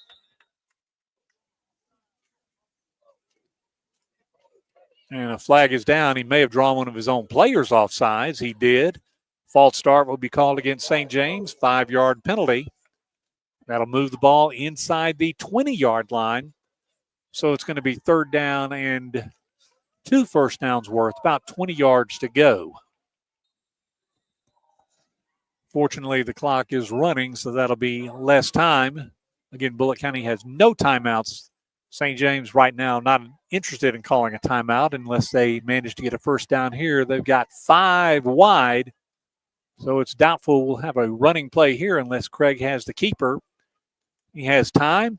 Bass is in motion. Ball was snapped high, and he had to throw the ball toward Bass. Ball was low and incomplete. Bass may have had some room to run, but again, pressure is getting back there to Craig, and he's not having time to set up with the exception of the 1 play, 2 catchings. Fourth down, and St. James will be back in punt formation. Hines will be punting from inside his 10-yard line. And once again, Peebles is deep just inside Bullitt County territory directly in front of us. 18-7, Bullock County's offense has just run up down the field at will, with the exception of one play. Their defense has done pretty well. Also, there's the kick, and there is a flag down. The punter was run into, and what a fantastic punt is going to be wasted. Ball is all the way down to the 13-yard line. That's going to be from the 17-yard line to the 13-yard line. That, my friends, is a 70-yard punt, which would be a school record. But guess what? The St. James is greatly, unless they decide to make it a running into the kicker penalty, which would not be an automatic first down. There's going to be a discussion, and we'll see what they say. It looks like, indeed, it is going to be just a running into the kicker penalty. So Dylan Hines has just set a St. James school record with a 70-yard punt. Ball went about, I'd say, 45 yards in the air and had a fantastic bounce at about the 25-yard line. It rolled dead at the 13-yard line. So definitely worth the punting yardage there, because the running into the kicker penalty would not have been nearly enough for the first down. Bullock County will take over 1st and 10. Absolutely imperative that St. James makes a stop here. A turnover would be ideal. Let me mark down that 70-yard punt. That will be in the record book by the end of the night. Great job by Dylan Hines.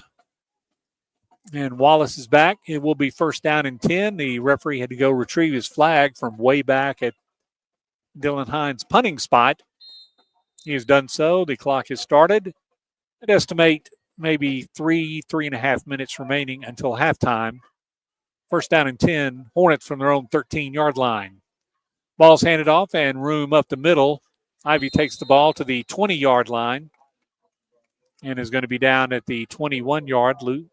Luke Catchings was in on the stop. Several other players as well. That's still an 8-yard gain on 1st down. And I've just been pointed, thank you to my technical director. 4 minutes and 45 seconds and counting.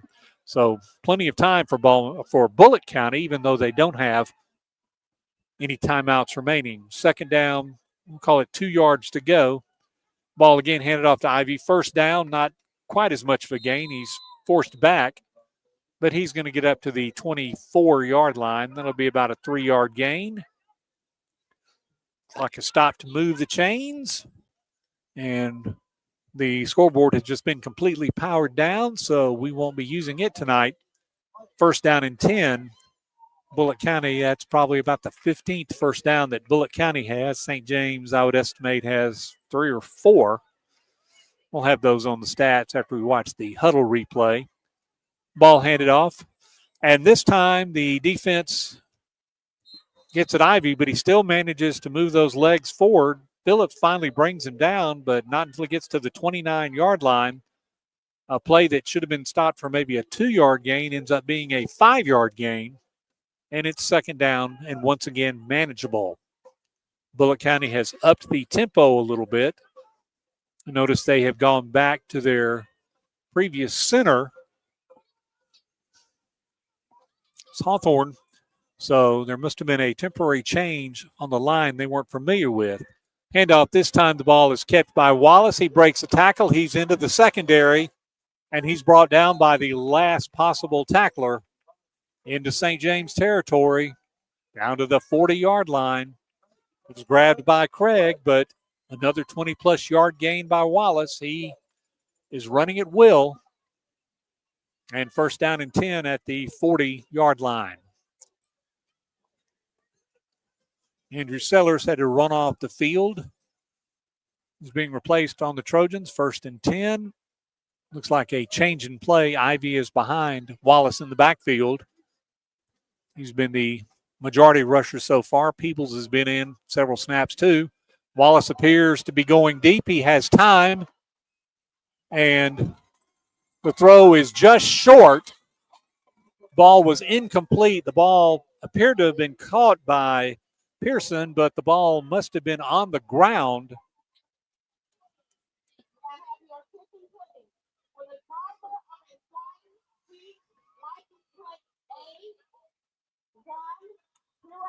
And we're looking to see if there was a flag thrown. The Bullitt County coaches thought it was either a completion, which was not, as the ball skid on the ground. There was good coverage by St. James, but the deep pass so far has not been successful for Bullitt County. Maybe they should continue to run it and give St. James a little enthusiasm in that defense. I know they're running like crazy. It is 2nd down and 10.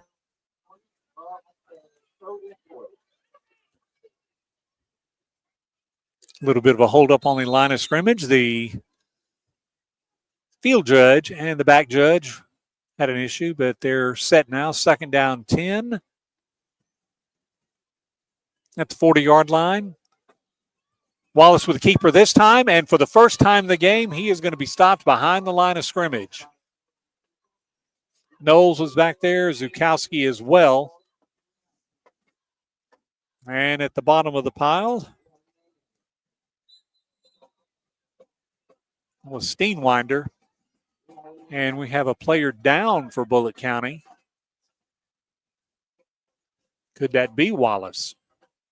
In fact, it is. He's holding his left arm, but he's back up quickly. He will have to come out for a play and is just a tad gimpy, but we know he'll be back soon. That's the first negative play tonight besides penalties for Bullitt County, and say it'll be 3rd down and about 11 yards to go.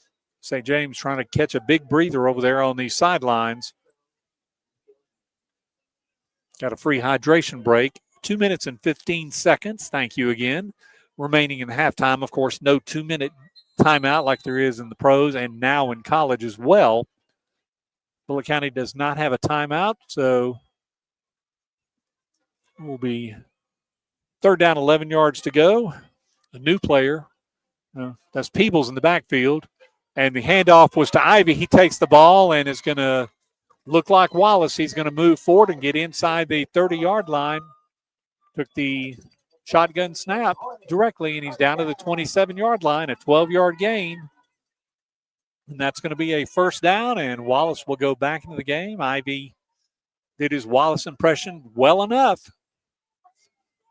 So we should be getting down to near 2 minutes, and Bullitt County once again threatening.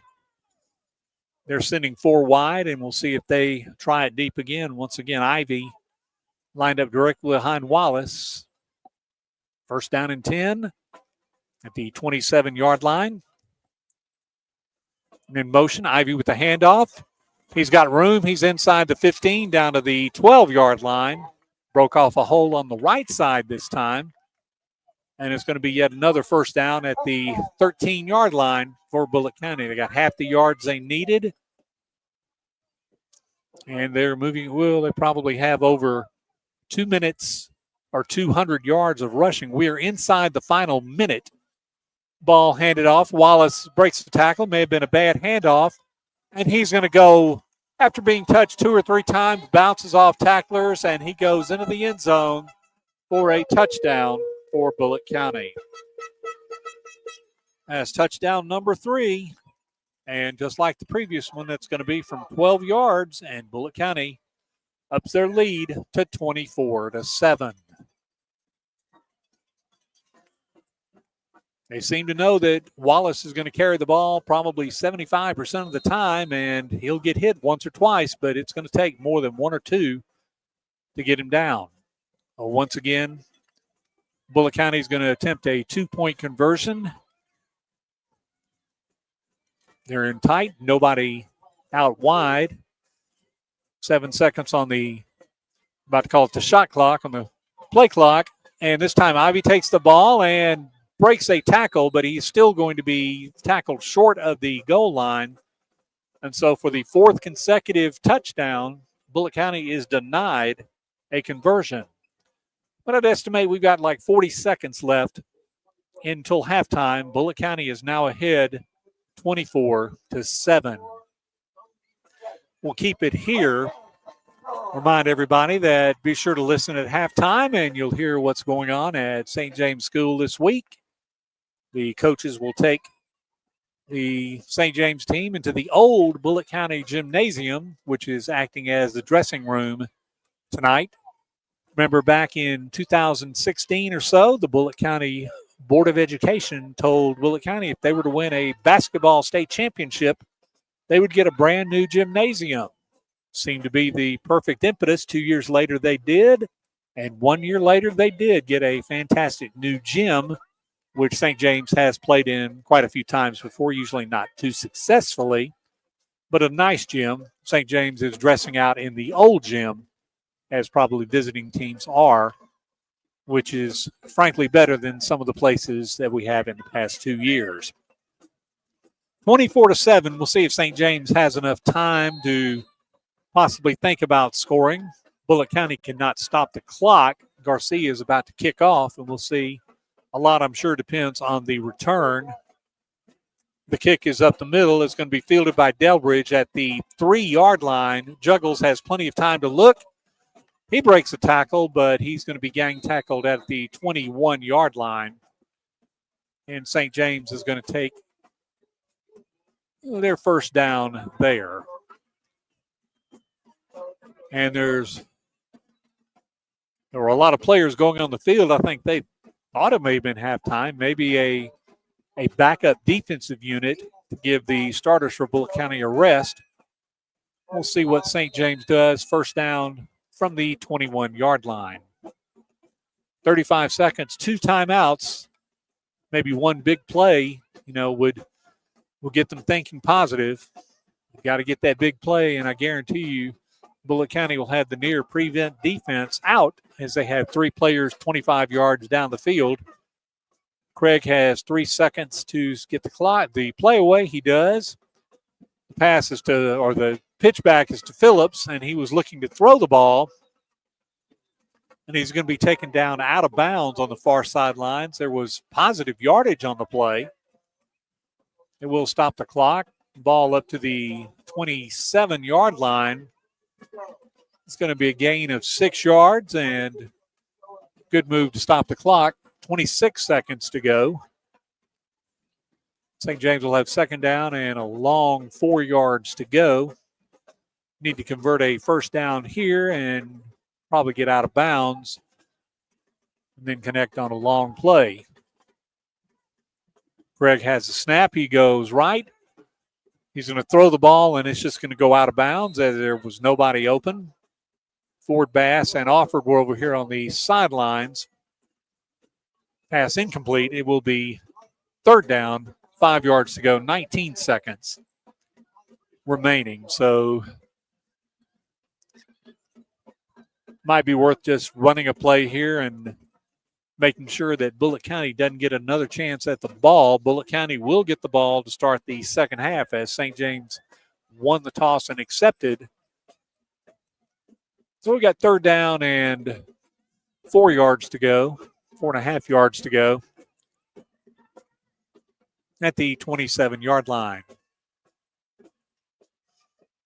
Craig goes right again. He's going to find room at the outside. Stays behind the line of scrimmage. Now he's going to keep it.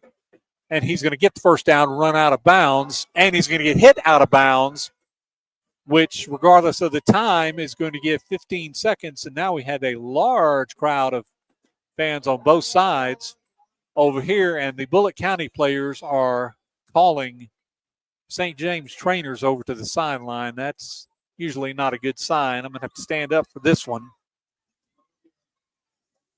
Was Craig hit well out of bounds after he had made the first down after about a 12-yard gain. There's ample room over here on the sidelines. He fell short of the wall, it appears. And right now, the Bullitt County defenders are getting a stern talking to from one of the referees, and probably another incident like that could lead to an ejection. Craig is still down over here on the near sidelines at about the 35-yard line. But you have to be concerned when the opposing players start calling immediately for the trainers to come over. A number is being taken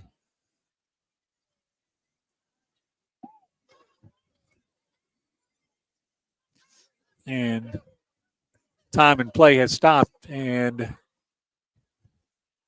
trying to see, it's looked like they are trying to get Craig up to his feet. They have not yet. I'll tell you what, let's take a 30-second break real quick and see what happens. 30 seconds, you're listening to St. James football on WRBZ. A fire can spread through your home or business in less than 2 minutes. That's why it's important to think ahead and have the proper fire protection installed before it's needed. Brendel Sprinkler Company can inspect your current system and help make sure that you have the proper equipment when it's needed. Brendel works in new construction, existing homes, and renovations. They not only want to help extinguish fires, they want to save lives. Since 1960, with over 5,000 successful installations. Find them online at brendelsprinkler.com.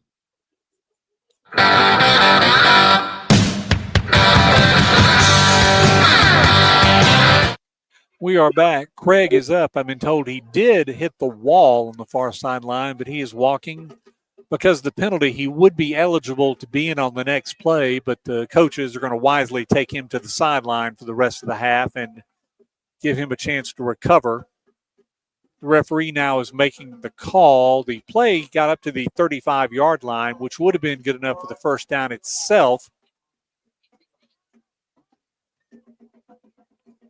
There are 9 seconds to go. The penalty will be 15 yards, which will take the ball to midfield.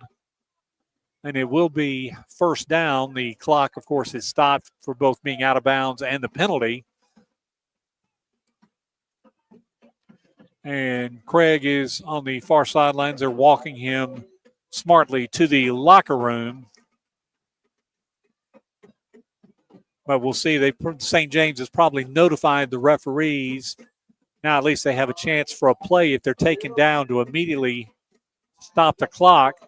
They have 9 seconds to go. Of course, a first down would stop the clock. But a St. James with 2 timeouts, if they get any kind of yardage, would likely stop the clock. Phillips is behind, and St. James is actually going to call one of those timeouts with 9 seconds remaining. So that's St. James' second timeout. They will have 1 remaining for the 9 seconds. Coach Ware and the offensive staff is calling everybody over to the sidelines. Phillips will be in the quarterback spot. We'll see if he can toss the ball. We know we can toss the ball that far. We'll see if somebody's open. It used to be the guaranteed prevent defense and probably hands off until the tackle, because St. James would have been back at the 35-yard line and would probably have just downed the ball after making the first down before the late hit out of bounds. I'm not going to speculate, of course, on Craig, but he will get time to rest and recover in the locker room and hopefully come out in the second half with Bullitt County getting the ball first, be able to replace him on defense, so we should get some extra time. The St. James timeout is over. It is first down and 10 right at the midfield stripe. 9 seconds remaining. Again, the clock has not been working all night, so fortunately, the announcer is in the same booth as the clock keeper, and we're getting updates. There's the pass over the middle, caught by Catchings. He juggled it, but he takes the ball down at the 40-yard line. And very quickly, St. James calls a timeout and will have time left on the clock. We think the ball was there a flag down? No, they're just checking to see if there was time on the clock, and there is. I think they're saying 2 seconds are left on the clock. St. James calls the third and final timeout. Catchings took the ball over the middle on a slant pass. He bobbled it, but with the prevent defense, nobody was really close to him, and he got to the 40-yard line. Good enough for a first down, even though the chains are just now moving. Timeout was called, and St. James will have 40 yards in what certainly will be the last play of the first half, barring a penalty. Bullitt County has defenders down inside the 10-yard line, and the second line of defense is actually 15 yards down the field. So not expecting a running play, but it will be very difficult to get anybody through the line. Now the referee, about to call it the shot clock again. The 40-second clock is on 40 when it should actually be on 25, but they're not going to worry about that. First down and 10 from the 40-yard line. Andrew Shalata is in to throw the ball, and it is going to be incomplete. Ball was intended for Michael Hassel. It was a good long throw, and he had the ball near the 15-yard line but couldn't catch it. That is the final play of the first half. One half complete. It's Bullitt County 24, St. James 7.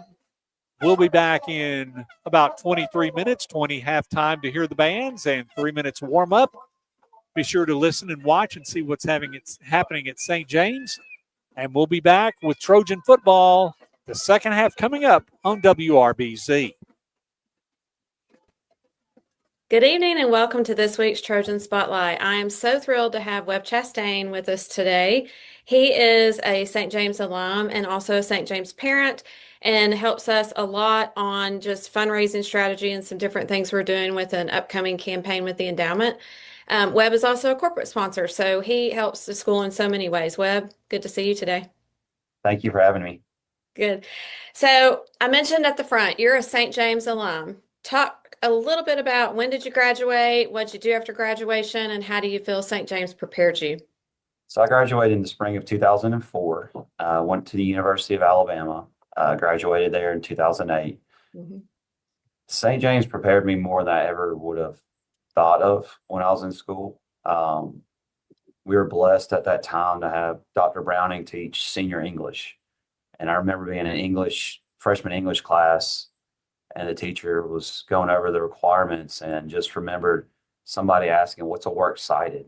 And it just kind of opened my eyes of, you don't know what a works cited is. Like, just the little things you take for granted, but in the end benefited us moving forward. And I feel like that part is what St. James is about, is preparing you in ways that you don't know that you are. And it's going to be beneficial moving forward for the rest of your life and all that you do. Yeah, it's funny you mentioned the works cited. I had a few recent grads who are in college right now stop by this summer, and they all commented on that same thing. They're like sitting there in that English class, and half the class doesn't even know like proper way to write a research paper. That's right. And so I think that's it's awesome to hear that was something that you experienced, but it's also carried forward today too. Absolutely. Yeah. Okay, so let's see. You are a parent of two beautiful children, Will and Hayden, and we love them so much. Talk a little bit about how your perspective about the school has changed, moving from being a student to an alum to a parent. You look at things a lot differently. Mm-hmm. As a student, you're like, I got to get this assignment done. Why am I doing this? You're thinking about having fun with your friends, what sport. Yeah. As a parent, you're thinking about the future of your children. You want them to be successful in whatever they choose to do. And whatever they do is because of their choice and what the work they put into it, not because they didn't have the basics instilled in them. And I feel like the school does such a great job with starting from K, because both of them started at K3. The things that the school teaches them from then all the way up, the way they encourage them to start reading at an early age, the math part, now the technology, the way the world's going, the technologies that they're introduced to at such a young age, but still being safe with it because of the dangers that are associated with that as well. They provide such a well-rounded curriculum that I know other schools can provide it, but I think it's just very unique how they have these enrichment teachers at such a young age, and they're learning how the transferred classes, different teachers, interaction with different students from different backgrounds. I mean, I know this seems silly, but Hayden being 6 and the fact that she goes to the cafeteria each day, she has to pick her own foods, what she's going to eat. Like, it's teaching them responsibility at a young age for their decisions have consequences, good or bad. And the school does a good job nurturing that, where it's not a slap on the hand and say, hey, here's your options. Let's make the best decision for you moving forward. And it's okay if you make a mistake, but let's learn from it and move on. Now, as they get older, I know it's a little bit more, I don't want to say not loving, but the older you get, the more consequences are, the more severe they can be. But the fact that they start that at such a young age, and the fact that they are nurturing each child and their unique abilities and what they can do, and it's not so cookie cutter, I think that's just one of the great things the school offers, and the fact that there's not too many kids in a classroom. It's a smaller classroom. It's a better learning environment. It allows for more one-on-one teaching for the children than what you can get at some of these bigger schools where they may get lost. Yeah. And that's not going to happen at St. James. Yeah. You talked about giving them space to learn and, you know, teaching them responsibility. And I think one of the things that I've always loved as a parent and now on the staff is when a student makes a mistake, which they will because they're learning, and just like we make mistakes every day, it's a teaching opportunity. It's utilized as a teaching opportunity. It's not utilized as a way to put a label on a kid at that moment. It's a, hey, you know, let's talk about this. Let's learn from this. Let's, you know, grow. And I think even as they get older, that's how situations are handled in the middle and high school. And I think it's still nurturing and loving, just in a more age appropriate way. I think, you know, you hit the nail on the head there. I think that's an awesome thing that as a parent, I love to see with my kids too. Your family and your kids have gotten super plugged in at St. James. Your wife serves on the board of the Parent Association. You're helping us with a big fundraising campaign that we are going to be launching this year. But your kids, I always see them at the summer camps and all of that. And y'all attend as many of the athletic events and stuff as possible. And I think, you know, how do you think that getting plugged into the school has helped create a more robust and colorful experience for y'all as a family? School does an amazing job. Like, it's not just the summer camps, it's the after school enrichments that the teachers offer. Like, for example, ours are doing STEM, both of them do. There's a math. They've both done chess club in the past. This year, Miss Armagoss is doing a mahjong. I mispronounced that, but you know, there's different activities. There's a science club. There's dance. There's all kinds of things that are out there that are not just sports related. It's, you know, if your child looks for it, there's something there. And the teachers do a great job of promoting that so that there's a nice diversified activity that something's going to catch your child's attention, whether it's sports, whether it's science, whether it's the arts. There's something after school that goes in conjunction with the enrichments that they have during the week with the library and music, computer science, that there's nothing not offered that wouldn't capture their attention.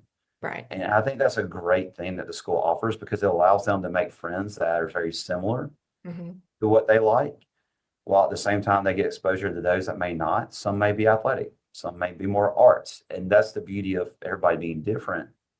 But there's always something there for the school that offers for them to capture their imagination. They just got to look at it because the first week of school, you get bombarded. You get bombarded with 10 different flyers. But that's a fun thing about the first week of school because you sit down with them like, okay, what do you want to do? You got to pick. It goes back to that development part. Hey, you can't do everything. You can pick 2 or 3 things, but that's it. So you better make sure it's what you really want because that's what we're going to do for the year because you're committed to it. And then with the summer programs, I think the school does a great job with the teachers and the coaches providing things that can further that development because by the time we get to May, everybody's exhausted. Everybody needs a break. But over the summer, you need those activities for them to stay sharp, as also for them to continue that interaction with their friends and the coaches and the teachers to continue to develop and further that relationship for down the road. Yeah. Well, and I love too, as often as possible, like especially with sports, it's super easy, but you see it with other programming too, that you get the older students who are invested in those programs help. Like Will did the running camp this summer with Coach Mitchell, and my daughter helped with that as a member of the cross country team, and she loved it. But I think it's a great opportunity to further that connection between the younger and the older kids, and even let the older kids develop leadership skills and things that, it's a unique opportunity for them to be able to do that too. And it's fun to see the interaction between the high school and middle school, because we'll be at a football game and they'll be like, hey, the so-and-so. I'm like, who was that? And they're like, oh, that's, so-and-so. And it's like, okay, how do you know who that is? They're like, oh, from camps or, those activities. But what's really special is the high school or middle schoolers genuinely love interacting with the elementary kids. It's not like they're blowing them off.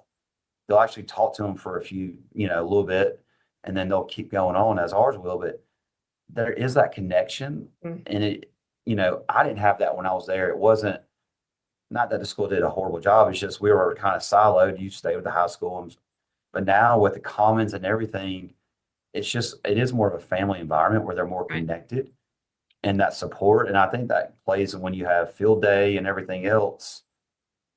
And because the younger kids look up to those older kids, and I feel like the older kids now, because they've been through it, they understand how special that was for them. And they want to have that for those younger than them, because we all know how important senior buddies and kindergartens are, but it continues after that.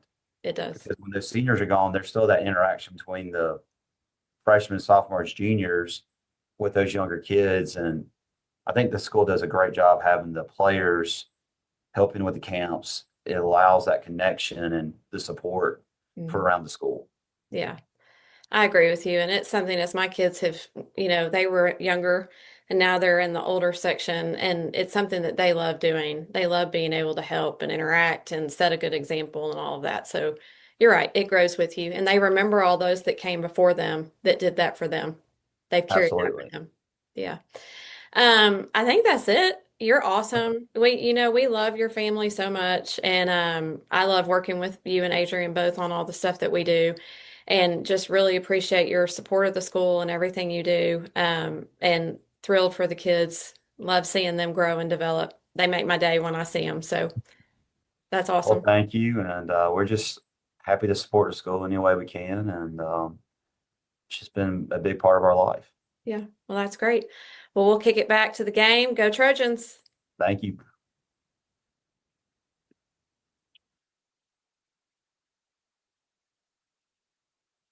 When you speak with patients at Just for Grins Orthodontics, you hear things like, the staff is great. My daughter's teeth look perfect. I've been using them for over 2 years, and my service has been nothing short of amazing. Or, my teeth have always made me a little self-conscious. Just for Grins fixed that, and not only do my teeth look great, they make me feel great. If you or your family need braces or Invisalign in a lively environment using the latest technologies with over 3 decades of experience, let's make the smile of your dreams a reality. Visit justforgrinsortho.com. Confidence, experience, credibility. When your family is at stake, you need an attorney who's built a reputation on these 3 words. Katie Steenwinder. Whether it's divorce, custody, adoptions, or child support, Katie Steenwinder. Serving clients from Prattville and Wetumpka to Montgomery and Elba, Katie Steenwinder has developed her reputation with credibility, experience, and confidence. Call the law office of Katie Steenwinder in Montgomery, 262-2844. When your family is at stake, Katie Steenwinder. No representation is made that the quality of the legal services to be performed is greater than the quality of legal services performed by other lawyers. If you're looking for commercial real estate, Moore Company Realty is your go-to choice. The experienced team has a deep understanding of local markets and can help you find the perfect commercial property for sale or lease. They also offer comprehensive commercial property management services to ensure your investment is well taken care of. Their expertise and dedication to client satisfaction has allowed them to thrive for over 130 years. Find out more at moorecompanyrealty.com. When most people think of landscaping, they picture a few shrubs and a patch of grass. But at Tanner Landscaping, we transform spaces into lush, vibrant paradises. Based in Pike Road, our family-owned business specializes in both residential and commercial landscaping and irrigation. Our talented team is dedicated to making your landscape dreams come true. Find us on Facebook at Tanner Landscaping, LLC. We are proud supporters of St. James football. Go Trojans.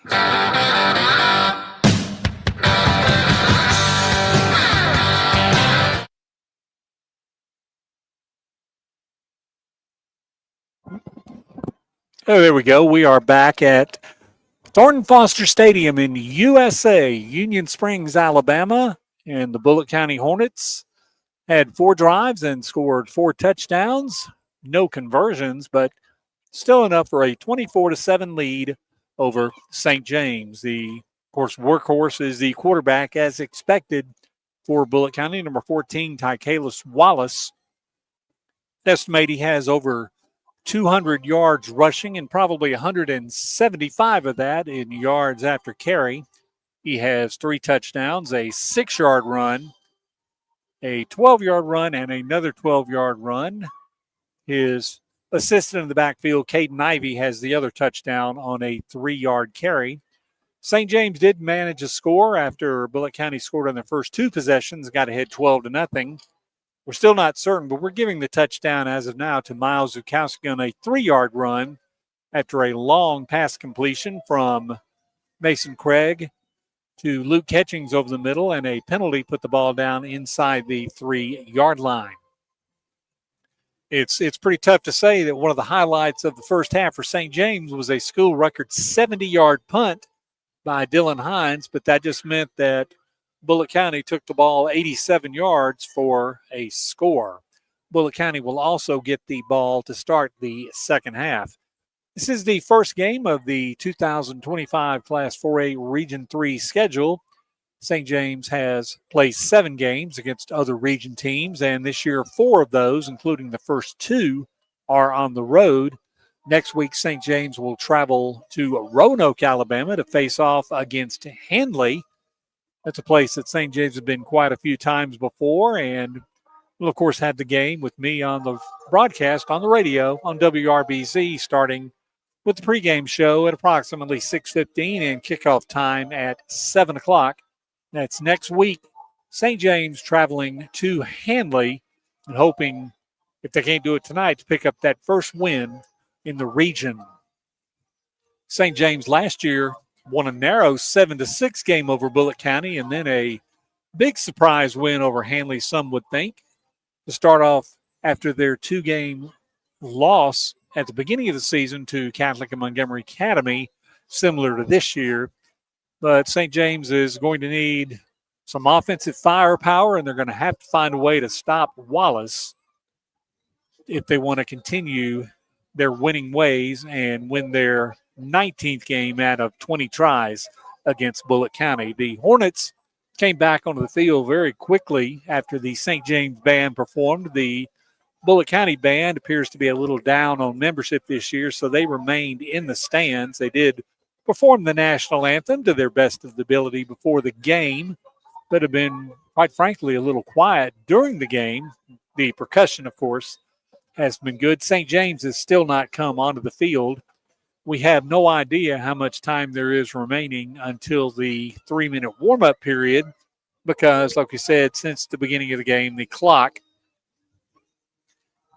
at the east end of the end zone has just completely failed to work. They had 3 or 4 clocks in there, but apparently they couldn't find one to hook up, and looks like the clock manager, may have gotten the night off, as the clock, when the clock doesn't work, the time is kept on the field by the field judge.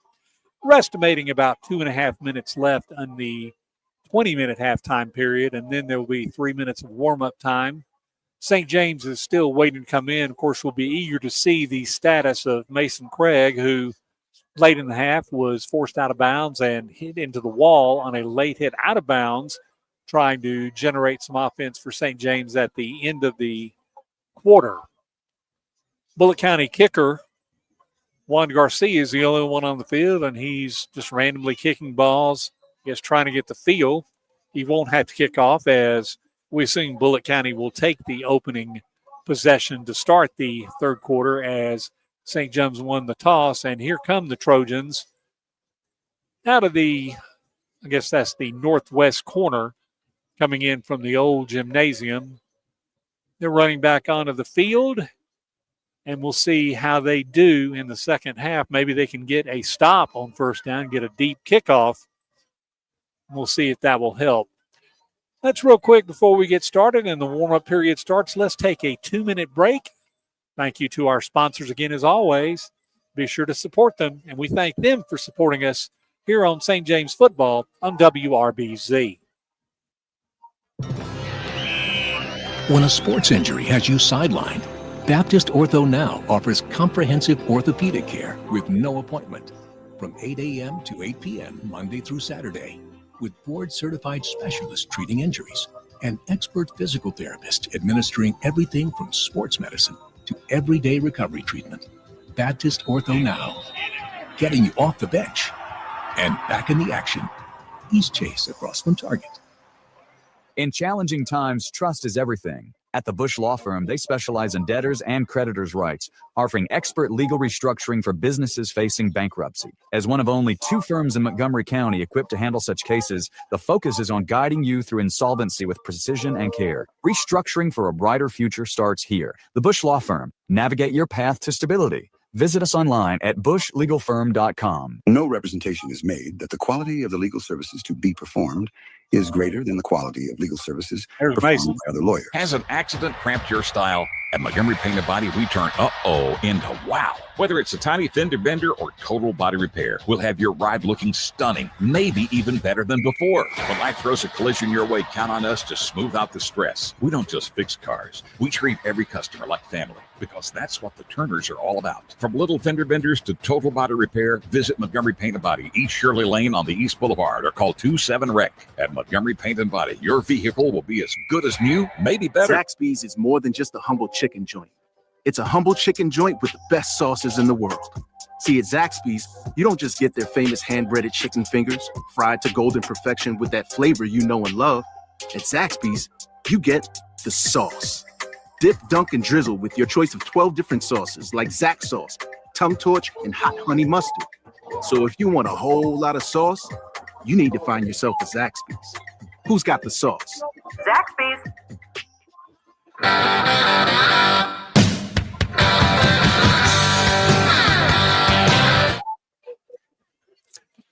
We are back here from the rooftop of the coach's box at Thornton Foster Stadium in Union Springs, Alabama. Bullitt County leads St. James 24-7 at halftime. As feared, we looked and Mason Craig came out of the locker room, but he is taken off his uniform, doesn't have his helmet, and he will not see action for the remainder of the evening, which is probably a good idea. Safety concern. Can't afford to lose him for any length of time. Andrew Shaleta, who threw the last pass of the first half and threw it about 35 yards in the air, is warming up along with Grant Phillips on the sideline, so we may see more of him. Shaleta certainly has the height to see above the line in Bullitt County, and we'll see maybe the change in quarterback will provide a spark. St. James is down at the far end, the east end zone, warming up, and we're in the middle of our 3-minute period. That was initiated about 15 years ago when it came to the part where both sides of high school bands started running 10-minute performances, and by the time 20 minutes was up, players were on the field ready to play. So the 20 minutes were granted, and then an extra 3 minutes of warm-up time was agreed upon by all teams to give the players ample time to re-warm up after the halftime break. As you remember, St. James did win the coin toss and elected to receive. Craig picked up a running first down on the first play of 14 yards, but then they had to punt, and Bullitt County promptly scored the first of their 4 touchdowns. Maybe St. James needs to work on some kind of defense based on their conversion stats, because this year St. James has not allowed, like I said, they did not allow Catholic but 1 2-point conversion, and Montgomery Academy did score against them, but Bullitt County has not managed to convert a conversion by kick or run against St. James, and the Trojans are now headed off the field, and the referees are ready. Bullitt County is making their way back to the center of field in front of us, and they will line up to receive the kickoff. Looks like St. James will kick toward the west end zone. I've always been told in the second half, you always want to be facing the clock in the fourth quarter. Of course, facing the clock tonight is really of no advantage at all because there's no wind and there's no clock. It is completely black. So the clock again is being kept by the field judge, and we're getting help from the Bullitt County announcer occasionally with time remaining. We were ready to start the third quarter of play. Again, Bullitt County up 24-7. That is a 3-possession game. St. James in dire need of a stop and hopefully get some good field position. Try to make this game a little closer. Dylan Hines, whose name will be in the record book and probably for a good long time, with a 70-yard punt. I believe the old record may have been 63 yards. So like they say on the Weather Channel, when a temperature record is smashed, I mean, this is from years back. And it was a great punt. It almost didn't count. I mean, there was a penalty, but the penalty wouldn't have helped St. James get a first down. So Hines's punt will go down on the St. James website. We are finally ready for third quarter action. Hines is ready to kick off. And number 3, Jaquez Pearson, is back deepest for Elmore County. The kick is high and a little short. Pearson will take the ball at the 11-yard line, run straight up the middle. Somebody grabbed at him, and he fell forward to the 30. I believe that was Darian Williams who had a hand on Mr. Pearson, knocked him down, and he's down to the 32-yard line. Bullitt County will start the first drive of the second half there, 1st and 10. Bullitt County's offense looked very smooth. The only problem they had was during one drive, they had a replacement on the offensive line, and they had some trouble with those issues. Right now, they had 12 men on the field, but one of them wasn't out far enough. We've got 4 receivers over here to the near side, and we've only got 10 players on the field now. We're missing a lineman, and before the first play of the second half even runs, Bullitt County is going to have to call a timeout to avoid a penalty. At least that's what it appears. Seems to be a discussion on the sidelines. And, in fact, they did not get the timeout. A delay of game was called, so there'll be a 5-yard penalty pushing it back. With all the ease of move that Bullitt County has, it seems like they'd have plenty of players wanting to get on the field. And now, I guess with this formation, they still had one too many linemen out there. Actually had 2 too many, and now they're sending one back in. The 5-yard penalty is being marked, and quite frankly, they may not get another play off before another penalty or a timeout. So 1st down and 15, ball back to the 27-yard line. And again, we have the 4 receivers deep, 3 cover. Wallace is by himself in the backfield. Of course, he's a threat to run at any time. The snap is finally made. There's the pass, and it's caught and breaking a tackle and finding room, and he's going to go all the way. It's going to be a touchdown unless Shalata catches him, and he will not. But there is a flag on the play. Chances are it's going to come back. Grant Phillips, who was the primary defender, appears to have been held. And just now, Bullitt County is realizing that we may have an issue behind. Holding is called. And that play, it was set up, but it never really looked quite right. The ball was thrown to Peebles, who was the back of the 4 receivers, and he got through blocks. Apparently one of them was an illegal block and got loose down the sidelines, and Andrew Shalata caught him at the goal line, but he was in. However, the touchdown will go for naught.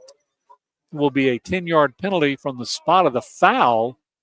The ball is going to be all the way back to the, looks like the 17-yard line, and it's going to be 1st down, and I'd say a quarter of the field, 25 yards to go. with the exception of one play earlier in the first half, Bullitt County has not been the victim of negative plays with the exception of a penalty. This time they're going to try the 4 defenders off to the far sideline, although they don't look comfortable over there at all. We got one receiver to the sideline. Wallace is going to keep the ball, and he is going to be taken down, I think, out of bounds finally, wrestled down at the 26-yard line. Henry Wright finally brought him down, but still managed to pick up the penalty yardage. So it will be second down up at the 27-yard line, still a pretty good amount for Bullitt County. You wonder if Bullitt County might be experimenting with some plays they haven't tried. Maybe they feel comfortable with a 24-7 lead. I hope not, but we'll see. Looks like the 4 receivers on one side and a diamond has been voided, at least for this play. Ivy is back with Wallace. Wallace is back to pass. He has time. He's now being pressured. He's going to try to find room, and he is going to be taken down, going to be hit behind the line of scrimmage, but is going to go down after a short gain taken out of bounds. Steenwinder knocked him out at the 29-yard line. I'll mark it at 28, so that's only going to be a gain of 1. It will be third down and about 13, 14 yards to go. What these running plays do is run the clock. However, Bullitt County is helping St. James by running out of bounds and stopping the clock. St. James will take any extra time they can use, but this may be a play of the ball game as they definitely need a stop here. And Bullitt County had 12 men on the field and made an illegal substitution as number 12, DeMarcus Madison, had to run off the field. Thus an illegal substitution and another 5 yards. Let's see, that's probably about 30 yards in penalties on this drive with the delay of game, the illegal substitution, and then the holding penalty from well behind the line. And it is now third down and 18, 19 yards to go. A definite necessary stop for the Trojans. Wallace is in shotgun formation. Ivy is behind. There's a snap. Ball handed off to Ivy. Finds room up the middle. No, that's Peebles. He's hit down. He's going to get up to the 31-yard line, but he is not going to get the first down. And St. James has got their stop with a lot of help from Bullitt County, and it looks like the kicking unit for the first time is going to go out on the field. It may be that Wallace is part of the kicking unit. In fact, he looks like he may actually be the punter as he is staying in the game. So don't be surprised if he may try something. I wouldn't expect it at their 31-yard line, but they did try a 4th down and 10 earlier. And Bullitt County is having trouble getting the ball in. The clock is running, and they are down to 2 seconds. And the clock has run out, and there's another delay game penalty. Bullitt County is just completely disraveled. The coaches are outraged. They were so smooth in the first 2 drives of the game, and since then, I don't know if they've had players replacing others. They have a long snapper. In fact, it's Ivy, the running back, is a long snapper. We'll see if St. James puts on pressure and tries to get to Wallace. There's a snap. It's a bit high. They get through. There is a flag on the play. The punt is sideways and goes out of bounds. It does not reach midfield. There is a flag on the play back at the 13-yard line. Bullitt County still may have had too many men on the field. But let's see, that's a rather short punt. It looks like it's only going to go about maybe 22, 23 yards. Going to be marked out of bounds at the 43-yard line of Bullitt County. And it was an illegal procedure penalty against Bullitt County. Somebody likely was out of position, but St. James is ready to get the offense on the field. They're going to take the ball and the good field position, the best of the night by far, starting at the Hornet 43-yard line. First and 10, looks like Grant Phillips will start off as quarterback on this snap. The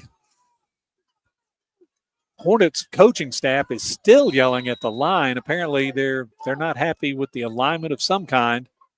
First and 10, Phillips takes the ball. Handoff goes up the middle and finding some yardage up to the 40-yard line.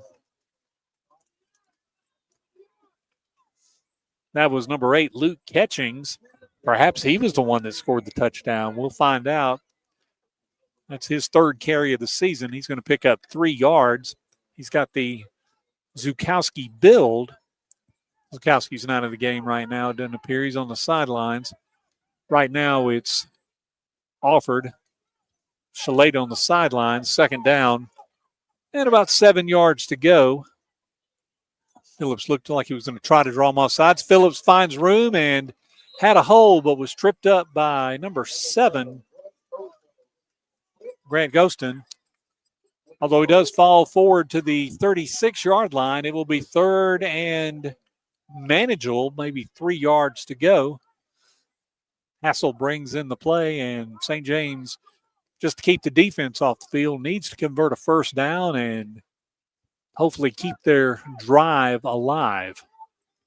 Bullitt County seems to have hands on hips. I don't know if they're tiring or not. Again, they have approximately the same number of players dressed out as St. James, and a lot of them will play. Pitch goes to Bass. He's got room, and he's going to get to the first down, I think, at the 31-yard line.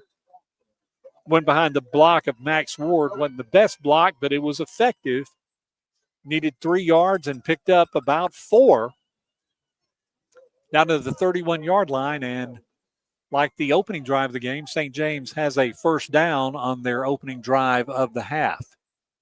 I'd say approximately 8, maybe 7 minutes left in the third quarter. Bullitt County is up 24-7. St. James with their second deepest possession of the game. Phillips is back, Bass and Catchings in the backfield. Hassel and Alford are deep. Ball handed up the middle, and finding room is Catchings. He's going to be tackled forward to the 24-yard line. Nice 7-yard pickup.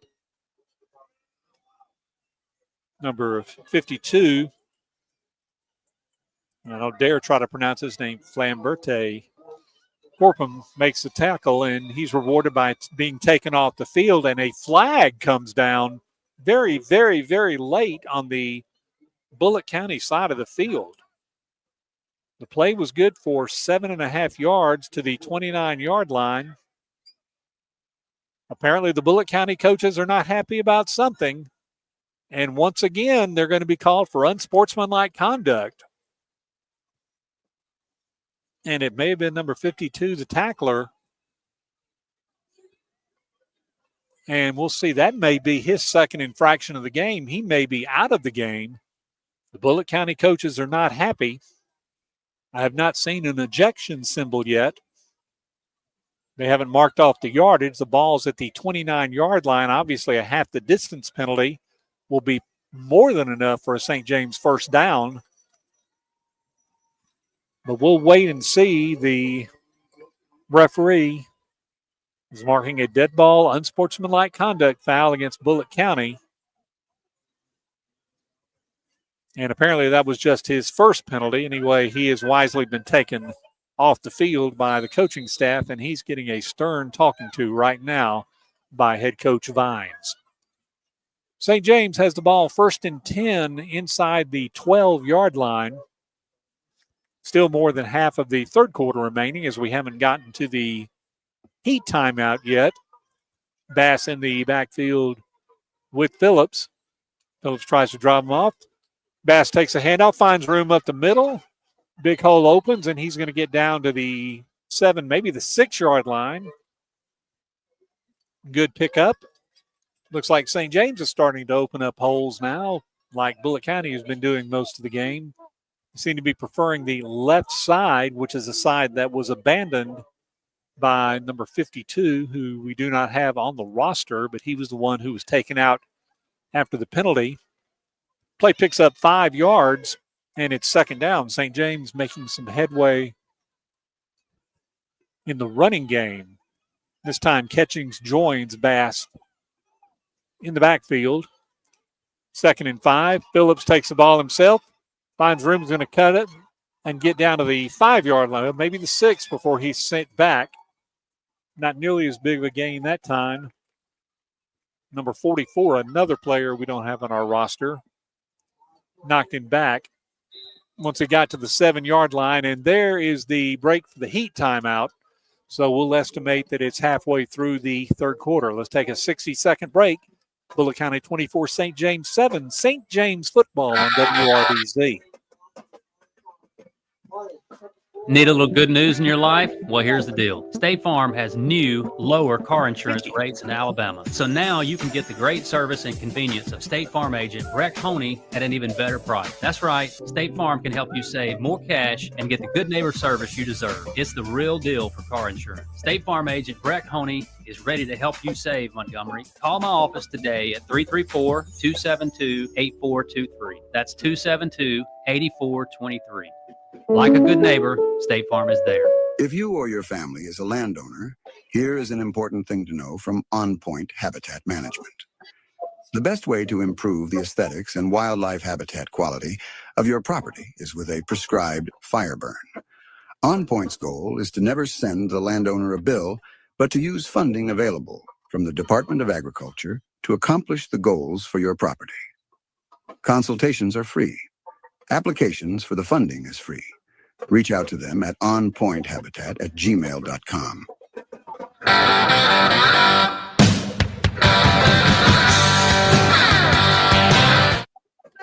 Back here after the third quarter Heat timeout. Officially 5 minutes and 16 seconds remaining until the end of the third quarter. Clock will restart. Even during the timeout, Bullitt County still didn't have enough players on the field. Sent in number 21, another player we don't have on the roster. They brought their junior varsity in. It is third down and about 4 yards to go. Phillips tried to draw Bullitt County off sides, failed to do so. Phillips looks up the middle. He's going to dive forward and get down to about the 2-yard line. Tackled again by the mystery number 21. Let's see where the ball is spotted. And it's going to be very, very close. Looks like it's going to be first down. First down, St. James. Ball at the just inside the 2-yard line. Phillips found a hole off the right side that time. Great block by the center, Jake Green. And St. James, once again, is 3 yards away from cutting the lead. Phillips takes the ball. He's going to go up the middle and dive forward. And they're going to look and see where he ended up. There's a big mass. We have no sign yet. He is going to be short, but just so short.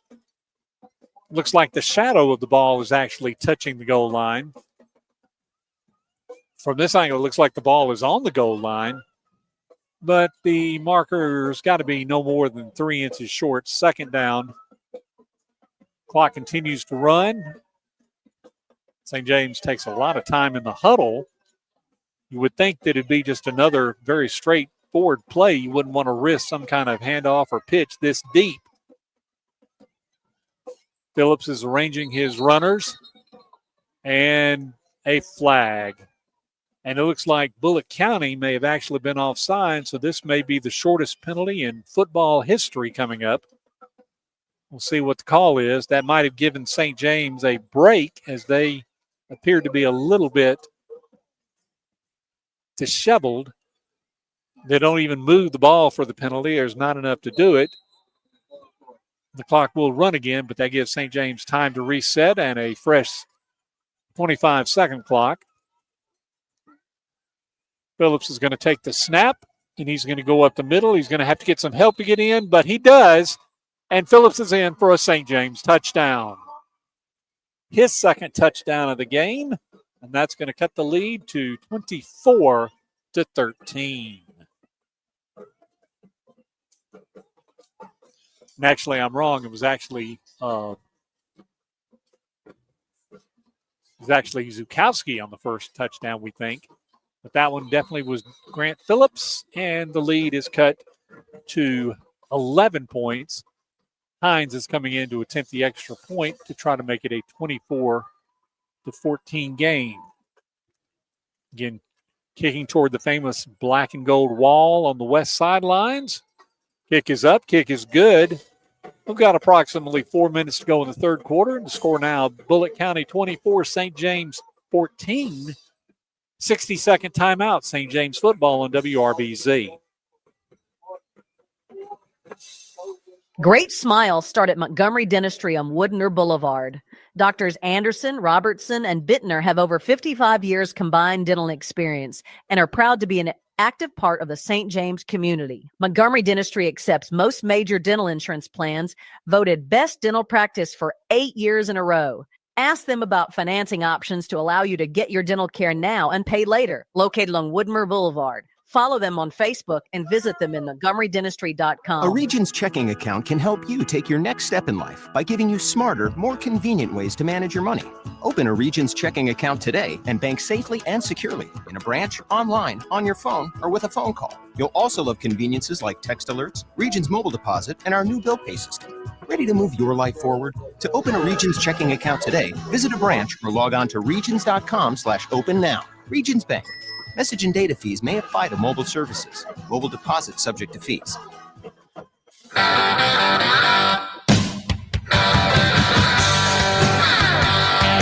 We'd like to thank everybody in the River region listening to us, everybody watching us on Facebook, all over the River region, all over the country, all over the world. In fact, we had some visitors from the Philippines, I heard, last night.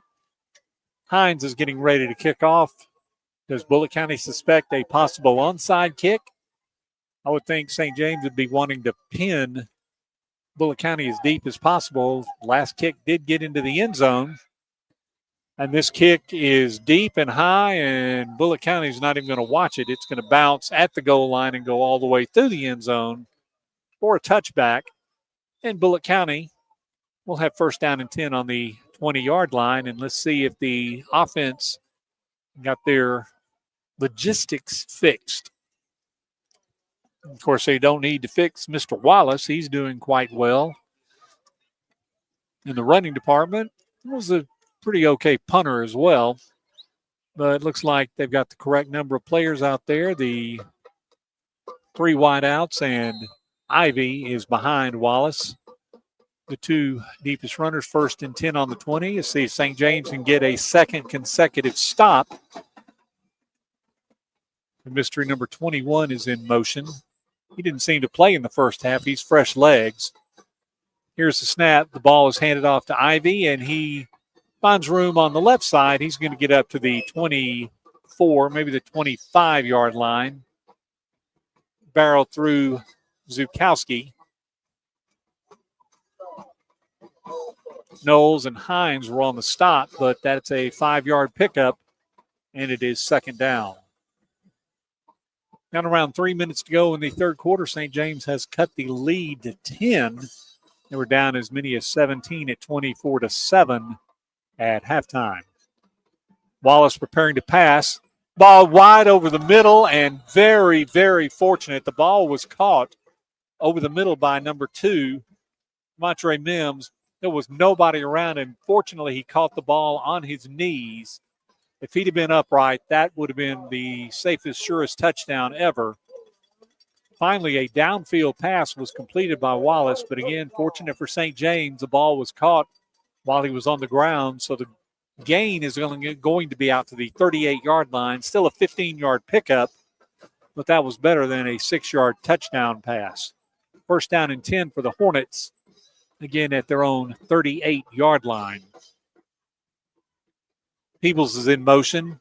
Ball handed off to Ivy. He finds room on the left side again. He's going to get out across the 40 to the 44-yard line. Another sizable pickup.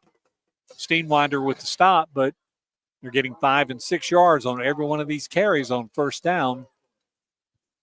Whenever the offensive line is in sync, they can get the blocks down and done. And they're doing a fine job of it right now. Number 55, Michael Tarver, at the left tackle spot.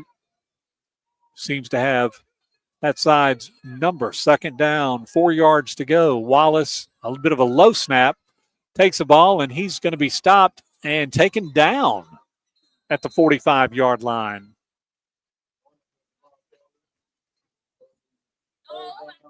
For some reason, the clock was stopped. There's no flag. Okay, number 50's helmet came off for Bullitt County. That's Jamone Robbins. Because his helmet came out, he had to leave the field. He's replaced by number 56. It's third down, big play for St. James. Third down and let's say 3 yards to go. Ball at the 45-yard line, and Bullitt County's having trouble again with substitutions. They take a timeout. First timeout for Bullitt County in the third quarter, second half. 30-second break. Bullitt County 24, St. James 14. Trojan football on WRBZ. This is Judge J.C. Love in the Montgomery County Probate Court, wishing the St. James Trojans football team a winning and successful football season. Go Trojans. And while we're cheering for victory on the field, we're also protecting victories at home. Don't let property title fraud take away what you've worked so hard to build. Sign up today for the Probate Court's REACT program, the Real Estate Activity Alert and Contact Tool. It's free, it's fast, and it helps safeguard your property. Protect your property, protect your future. Learn more at www.reactnow.com. That's www.reaactnow.com. Go Trojans. We're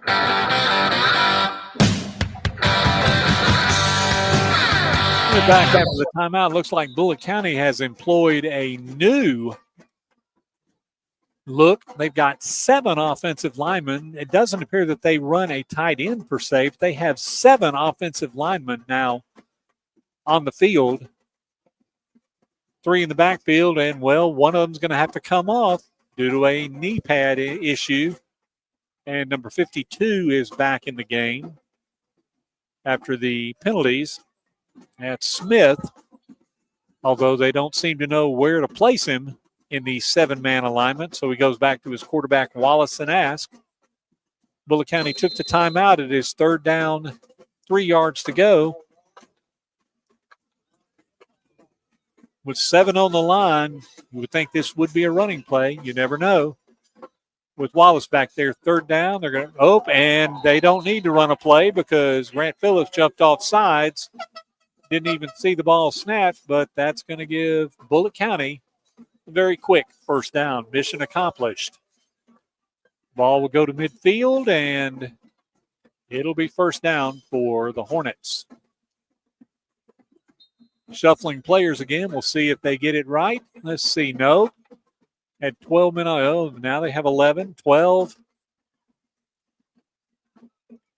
And we'll see what happens this time. They have only 5 offensive linemen, but they've got they had 12 men on the field. Never seen a team in such disarray after being so organized. Once again, illegal substitution called against Bullitt County, and that will push them back 5 yards back into their own territory at the 45-yard line. I don't know if a starter is missed or there's some kind of experiment going on, but they absolutely cannot seem to get the line they want in at the right time. We have 5 on the line now, 3 wide, 3 in the backfield. Looks good. First down and 15. Wallace ready for the snap. Ball handed off to Ivy, and he's going to get the penalty yardage back, and he's going to get into Trojan territory before he's wrapped up and taken down. That's still going to be an 8-yard gain. Zukowski makes the stop, but the penalty yardage plus some. Half the yardage needed for the first down, and it's going to be second down and 7 yards to go for Bullitt County as the third quarter continues to wind down. There's 50 seconds, I believe. Thanks again to our technical director, Wes Stewart, is keying us in with the announcer who is giving the time on good motion. Ball handed off that time to Peebles, and he's going to be stopped at the line of scrimmage. That didn't look like the best planned play. Ran directly into Max Ward. Nose was also in on the stop. That play is going to gain a yard at the most. It's going to be 3rd down and 6 yards to go. And once again, St. James needs a stop. And once again, they're looking to the sideline. We've got 11 men on the field, but the third quarter clock is going to expire. So fortunately for Bullitt County, they're not going to have to run another play. It is the final play of the third quarter. Bullitt County 24, St. James 14. Take a 60-second break. We'll be back for the fourth quarter of St. James football on WRBC.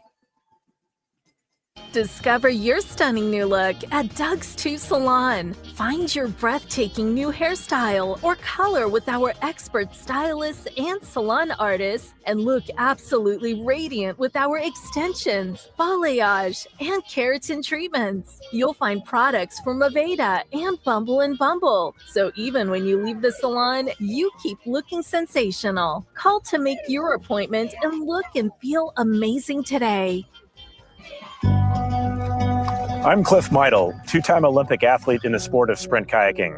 In 1986, my life changed forever when I struck 3 buried high-voltage cables while working on an excavation site. 30,000 volts of electricity blew through my body. I'm lucky to be alive and able to walk again. Accidents like mine can be avoided with a simple call to 811. Accidents can happen to anyone. Know what's below. Always call 811 before digging. Brought to you by Alabama 811. We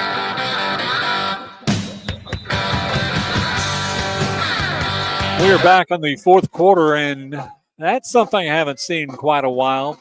Wallace was trying to draw the Trojans offside, and poor Caden Ivey leaned forward and face planted in the backfield. So that's going to be a false start called against Bullitt County. They still haven't managed to get a playoff. They're still not comfortable with their alignment. That's going to make it 3rd down and 6. A 3rd down and 11 should be considerably more difficult. Push them back into Hornet territory. Wallace is going to take the ball. He's going to have a keeper. He's going to find room on the outside, but he is not going to get the first down. He's going to be knocked down at the 45, forward to the 44-yard line. Looks like Darian Williams is going to get credit for the stop. The play is going to pick up about 6-7 yards, but thanks to the penalty, it's going to be 4th down. And I'd say a long 3 yards to go. You know Bullitt County is going to go for it here. And continue to shuffle players in and out. We'll do a quick count. It looks like they have 11. Have 15 seconds left on the play clock. So they line up. St. James needs to hold them short of the 40-yard line. The 40-yard line would be good enough. Here's the ball kept by Wallace, and he is not going to make it. He is taken down. Darian Williams on the stop. Phillips as well, and they have finally stopped Wallace. It was a rather tentative run, and he may be getting tired, but St. James has stopped Bullitt County on 2 consecutive drives. Actually leads a score in the quarter. Bullitt County has not scored in the second quarter, and the Trojans will take over with excellent field position at their own 42-yard line. And now St. James is needing to send somebody in to the lineup. They're 1 short. Oh, they need a ball, actually, is what they need. And they have the ball. We're in the first minute of the fourth quarter. 1st down and 10. St. James are headed left to right. Reset the clock. Phillips still in at quarterback. 1st and 10. Trojans trail by 2 possessions. There's a handoff. No, it's kept by Phillips. He finds room on the right side. He's across the 45 to the 47-yard line. Hit by number 44 we don't have on the roster, and Phillips landed on his ankle, and he has to go off to the sidelines to get some trainer work. Phillips picked up 5 yards on 2nd down. On 1st down, it is 2nd down from the 47-yard line. Shalata wide on the far side. Alford is wide on the near side. Remember, Craig got hurt near the end of the first half, so he has been taken out for the rest of the game. Yancey in motion. Phillips tried to draw him off sides. Hand off to Catchings. He's up the middle. He's into Bullitt County territory.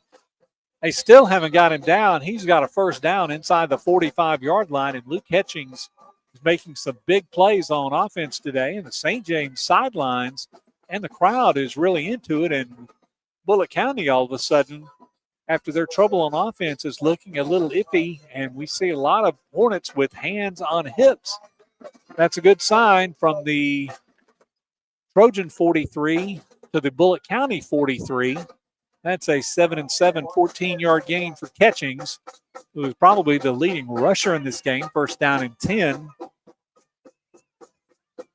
We'll see. Phillips takes the ball. He's looking for the pitch. He takes it and is going to dive forward to the 40-yard line. It was grabbed by a Hornet. That's number 50, Robbins. Dove forward for a 3-yard pickup. Actually, they'll mark him down at the 41-yard line. Just a little over 9 minutes we hear remaining in the final quarter. St. James needs to score quick, get the ball back, and we might just have ourselves a ball game here. Second down, 8 yards to go. Trojans at the Bullitt County 41-yard line. Phillips hands the ball over to Bass, avoids a tackle in the backfield, is going to get back to the line of scrimmage, and then gang tackled. It'll be a minimal gain at best.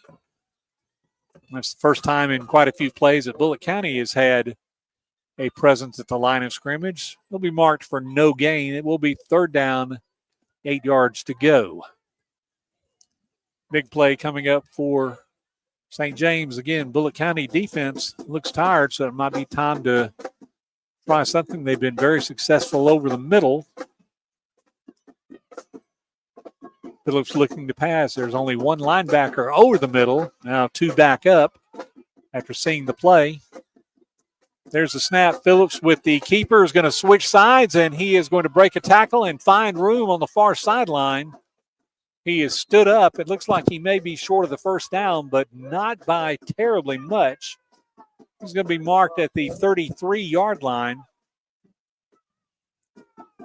That will be short, but only by about a yard. And you know St. James will go for it here with about 8 minutes to go. Fourth down and a yard to go. Big play at the 34-yard line. Play is called. We've got Alford going wide. Phillips once again talking to Alford and Zukowski in the background, and it looks like now St. James may have too many players in the backfield, or in the game they have 12 on the field. Or do they? They do. Is a substitution infraction against the Trojans. That will stop the clock and give them a chance to reset, but a 6-yard pickup is considerably more difficult than a 1-yard pickup. We don't have a Jalen Hurts on the field, so let's see what the Trojans do. And congratulations to the Eagles last night. Fourth down, and it looks like about 7 yards to go now from the 39-yard line. If the Trojans make it to the 31, they'll have enough for the first down. Phillips trying to draw Bullitt County off sides, get the 5 yards back. He takes the handoff, and he's not going to go anywhere. He didn't take anybody off. Was trying to look for that hole up the middle, and St. James is going to be stopped on downs. Bullitt County will take over in their own territory, but they'll have the clock on their side with a 10-point lead. First down and 10. The play made maybe a yard at the most. And it will be first down and 10. 6:44 to go in the game in regulation. Let's be optimistic. So still too early for the fourth quarter heat timeout. Bullitt County will have first down, 10 yards to go from their own 40-yard line.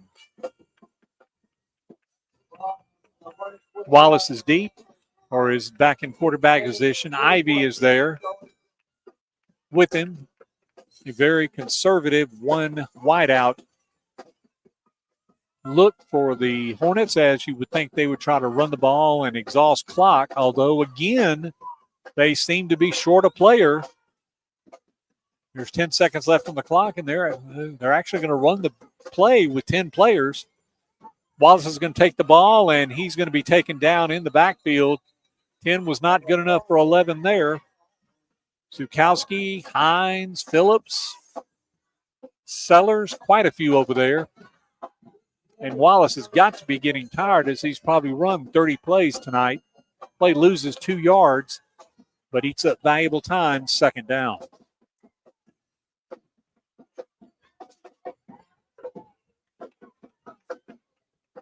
This time, Wallace has 3 wideouts. He has Peebles and Pearson on the far sideline. Ivy again still in the backfield with him. 5 seconds to go, a lot of time eating up on the clock. Wallace going to throw, and the pass is deflected. It was intended for Peebles and falls incomplete. It could have been intercepted perhaps. The ball bounced forward back toward the line of scrimmage. That will stop the clock, and we're going to have a timeout anyway for the Heat timeout. Let's take another 60-second break. 24-14, Hornets over the Trojans. Football on WRBZ. Hello, I'm Sheriff Derek Cunningham of the Montgomery County Sheriff's Office. We're a proud supporter of St. James football. Being a member of this community and knowing that these students are part of our community, we at the Montgomery County Sheriff's Office would like to let you know that we support you this football season and we're here for you this football season. If joint pain or athletic injury has you out of a game, call the Houston Clinic team at 334-245-6605. Doctors Lee Murphy and Derek Wessner are seasoned healthcare providers working to provide high-quality sports medicine care to the athletes of the River region. Dr. Murphy is an orthopedic surgeon. His clinical focus is on shoulder, elbow, and knee disorders. Dr. Wessner is a veteran and primary care sports medicine physician specializing in the primary care treatment of all musculoskeletal conditions. Visit Doctors Murphy and Wessner at Houston Clinic on Taylor Road in Montgomery.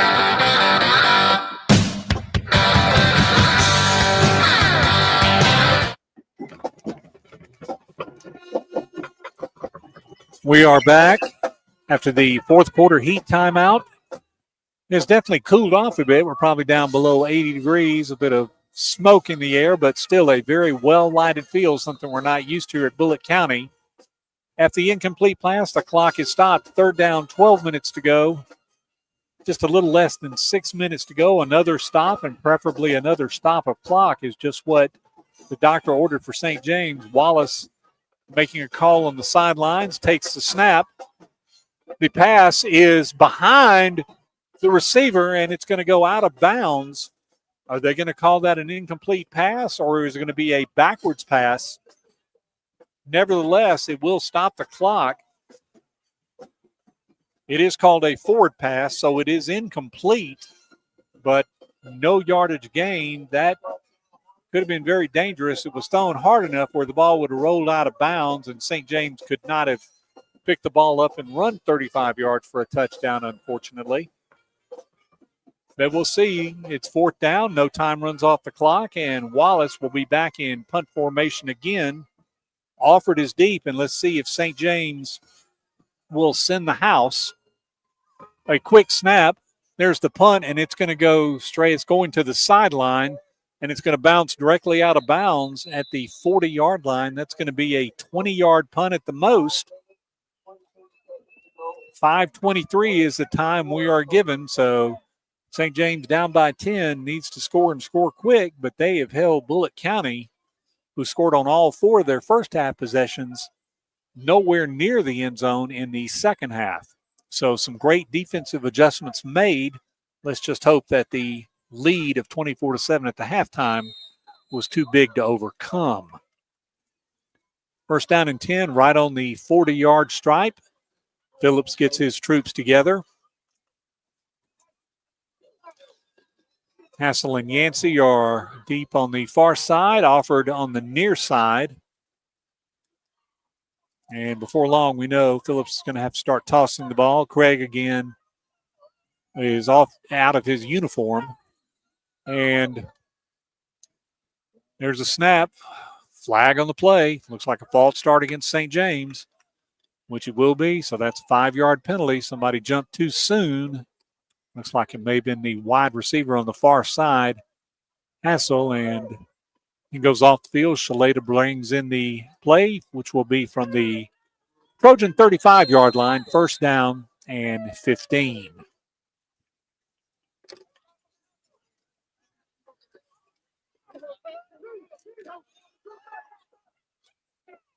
First down and 15. Phillips in the backfield. Bass is with him there. St. James sends Cripps on the far side. And here's the snap. Phillips back to pass. And he is going to – the ball comes loose, and it actually falls into the hands of Jake Green. Looked like he wanted to pass. The ball came loose. And way down the field, I don't know what happened, but we got a Bullitt County player injured. There was 40 yards away from the play. I don't know if it's just a cramping situation, but that's a free stoppage of the clock. The play is back to the 30-yard line. It will go as a recovered fumble. But again, that's another player. Oh, that's number 18. Cameron Johnson down on the field, and definitely a cramping issue. Or worse, he's gathered around by a bunch of the players, and referees have told the other teams to go to outside or inside the hash marks.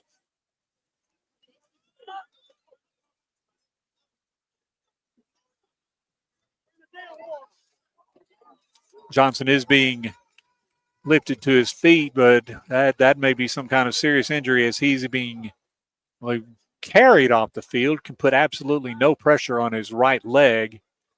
Maybe a right knee issue, but he's going off the field. Said he was in deep coverage, and with all the activity going on behind the play, had no idea what happened. But we won't speculate. We will see that St. James has second down and now 20 yards to go. Big play needed from their 30, headed backwards.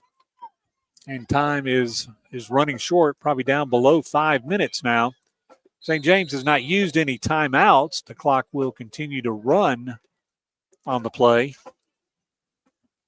And St. James needs to convert a first down and convert a score quickly, and they probably have to do as they did last week, attempt an onside kick. Second down, 20 yards to go. Need to get to midfield for the first down.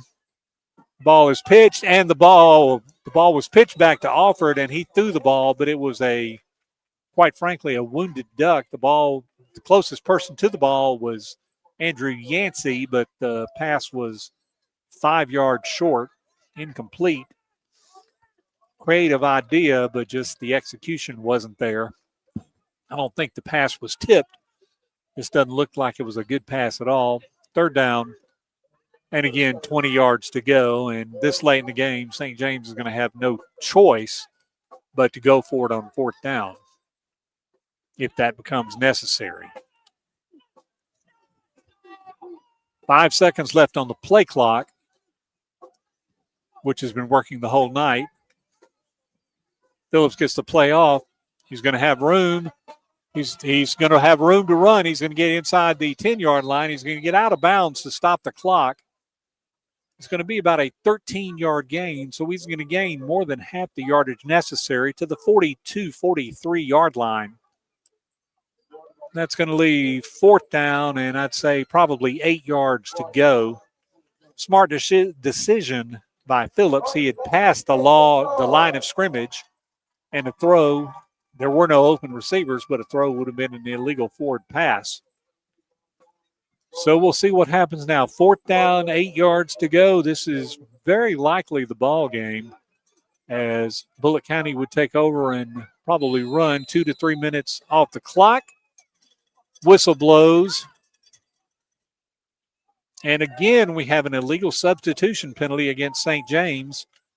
It seems to be just absolutely rampant in this game. So that's going to make fourth down and 8 yards to go, fourth down and 13, 14 yards to go. And that's probably at least twice as hard. Bullitt County has defenders all the way back at midfield, which is the yard needed to gain.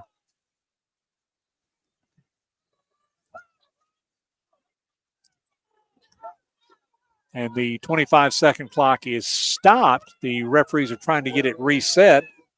It may not be working now. There we go. It's back to 25, and the play will start.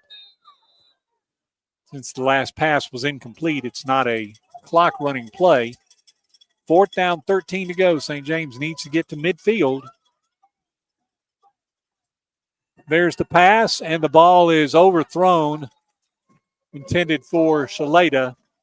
It is incomplete, and the Hornets will take over on downs. 1st and 10 at the Trojan 37-yard line. Ball may have been just a bit overthrown. Shalata was 4 inches taller than the receiver, but the ball was 14 or 16 inches taller than Shalata's outstretched arms. Bullitt County will take over 1st and 10 on the Trojan 37-yard line. We've got to be probably around 4.5 minutes to go in the game. St. James can't give up another 1st down. Bullitt County's having trouble getting a ball out on the field. We've got a frustrated coach. Looks like the ball boys have deserted on him, so players are having to take that role. Looks like they've got the 4 wideouts here on the far sideline. That resulted in a big play for Ivy, but a holding penalty on the last play. We'll see if the ball is thrown. It is. Trojans got in the throwing lane. Ivy couldn't get the ball, and Wallace had to keep. Did manage to make a small gain up to the 35-yard line, maybe 2 yards. He wanted to throw the ball sideways to Ivy, and perhaps Ivy could have made a second throw, but play was spotted out, and a Trojan would have at least knocked the ball loose had that throw been made. It is 2nd down, 8 yards to go. Wallace doesn't have a play. People running off and on the field.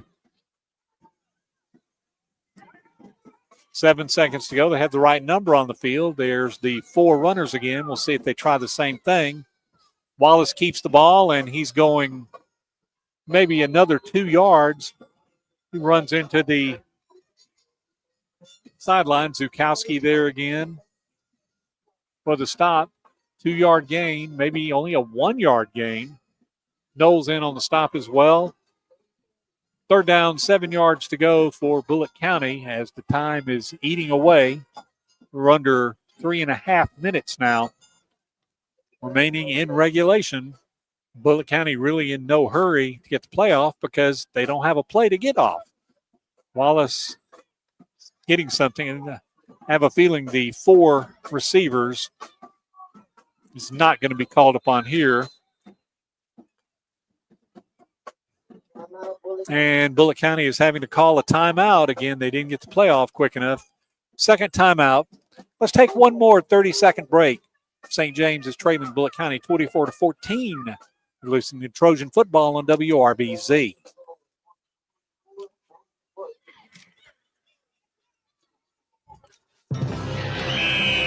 When a sports injury has you sidelined, Baptist Ortho Now offers comprehensive orthopedic care with no appointment from 8 a.m. to 8 p.m. Monday through Saturday, with board-certified specialists treating injuries and expert physical therapists administering everything from sports medicine to everyday recovery treatment. Baptist Ortho Now, getting you off the bench and back in the action. East Chase across from Target.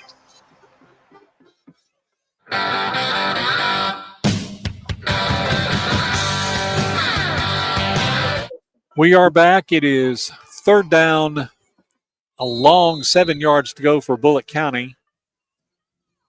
Ball's on the Trojan 34-yard line. They need to get to the 27. Wallace in the backfield. Make sure the line doesn't jump. Some of the Hornets are moving. Again, down to 5 seconds. And flag on the play.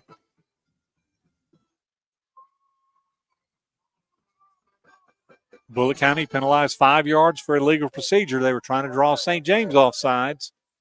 And all this happening, the clock is not moving. So almost exactly like St. James on the previous drive, 3rd and 8 now becomes 3rd down and 12 and a half, 13 yards to go.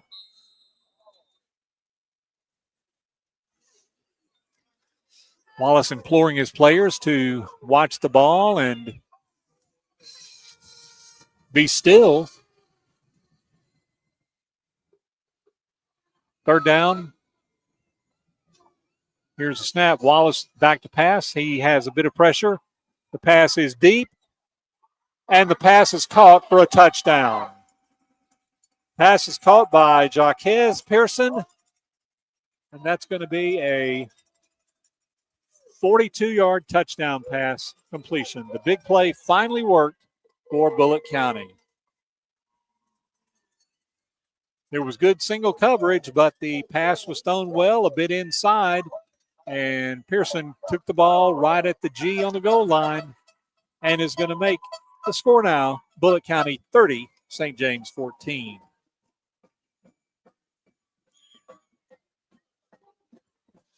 Bullitt County is going to try for the 5th time to convert an extra point. This time they'll try by kick. Garcia will be there, and he's going to try to get the kick. It's a good snap, and I believe this time he's got it. He does indeed. So Bullitt County has taken a 31-14 lead, and we'll be back with the kickoff from Bullitt County in 30 seconds. St. James football on WRBZ. In challenging times, trust is everything. At the Bush Law Firm, they specialize in debtors and creditors' rights, offering expert legal restructuring for businesses facing bankruptcy. As one of only 2 firms in Montgomery County equipped to handle such cases, the focus is on guiding you through insolvency with precision and care. Restructuring for a brighter future starts here. The Bush Law Firm. Navigate your path to stability. Visit us online at bushlegalfirm.com. No representation is made that the quality of the legal services to be performed is greater than the quality of legal services performed by other lawyers.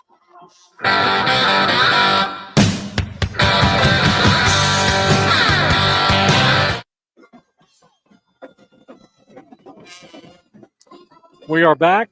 A little less than 3 minutes to go in the game, and Bullitt County finally got their first score of the second half and have pushed the lead back to 17 at 31-14.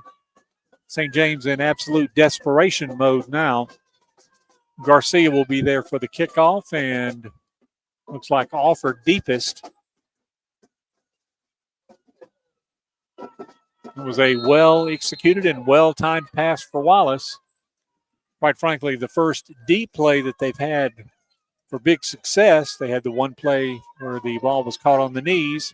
Here's Garcia's kickoff. It's going to be right at the middle and fielded by Alford at the 10-yard line. He's going to take the ball up the middle, and he's going to go forward to the 27-yard line, brought down by Pearson, who just scored the touchdown pass. I thought that was Pearson down in the middle of the field. That was 2 Mims. St. James running out of time and needing big yardage at the 28-yard line. It'll be 1st down and 10.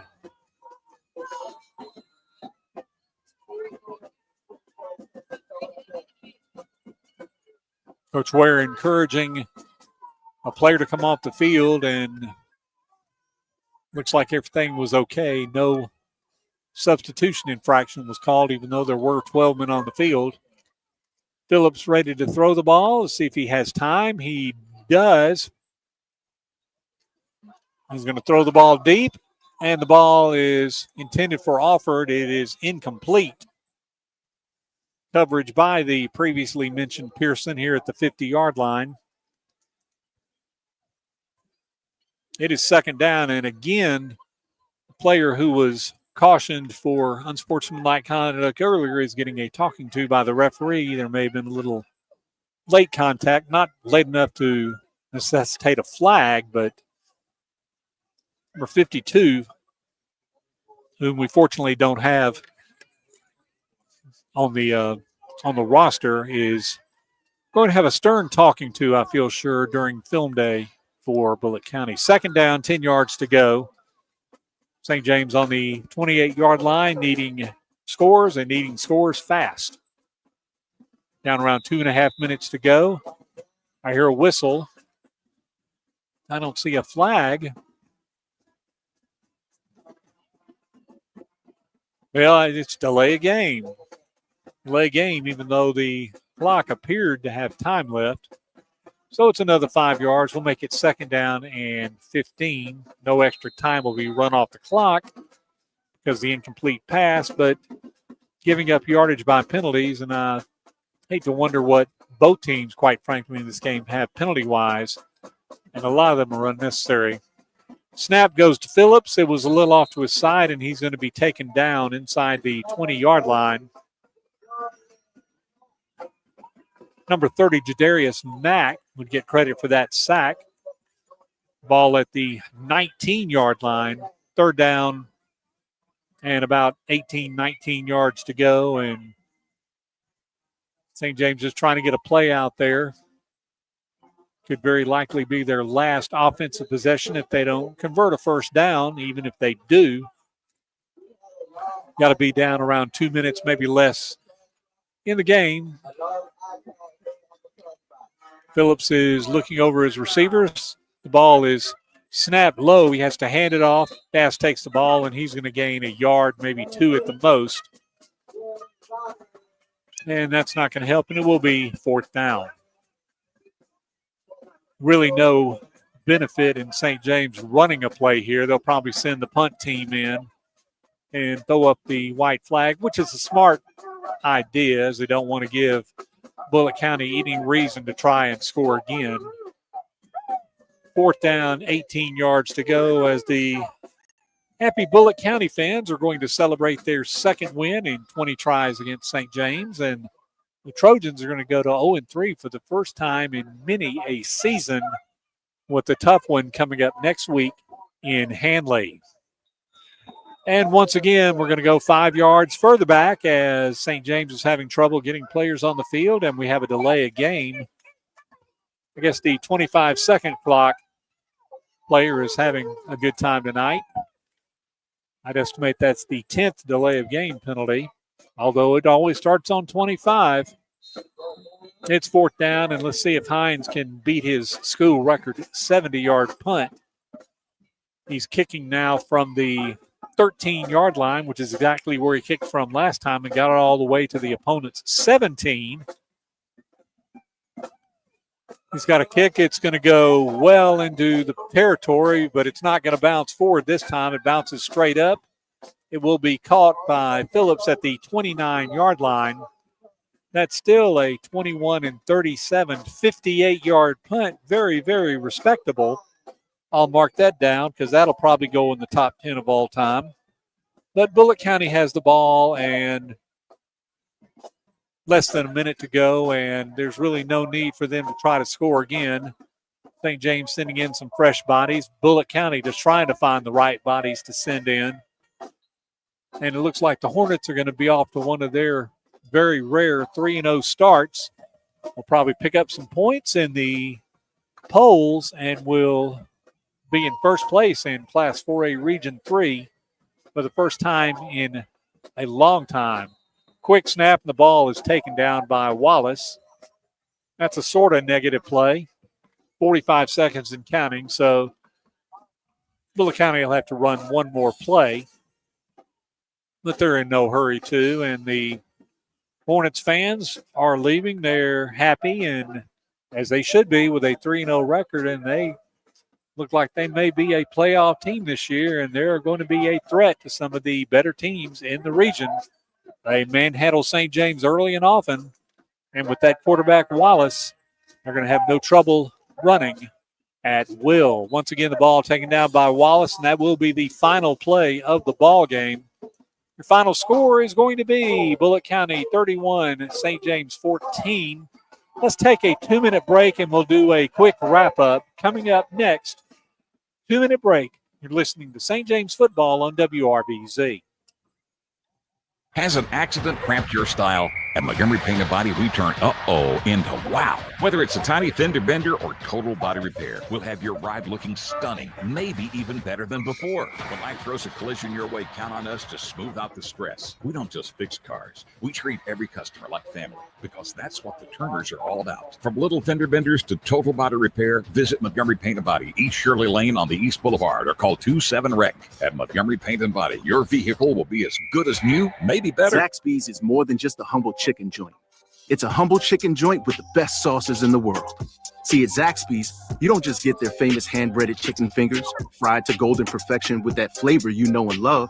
At Zaxby's, you get the sauce. Dip, dunk, and drizzle with your choice of 12 different sauces like Zax sauce, tongue torch, and hot honey mustard.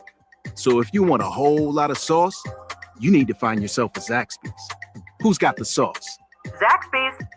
Need a little good news in your life? Well, here's the deal. State Farm has new, lower car insurance rates in Alabama. So now you can get the great service and convenience of State Farm agent Breck Honey at an even better price. That's right. State Farm can help you save more cash and get the good neighbor service you deserve. It's the real deal for car insurance. State Farm agent Breck Honey is ready to help you save, Montgomery. Call my office today at 334-272-8423. That's 272-8423.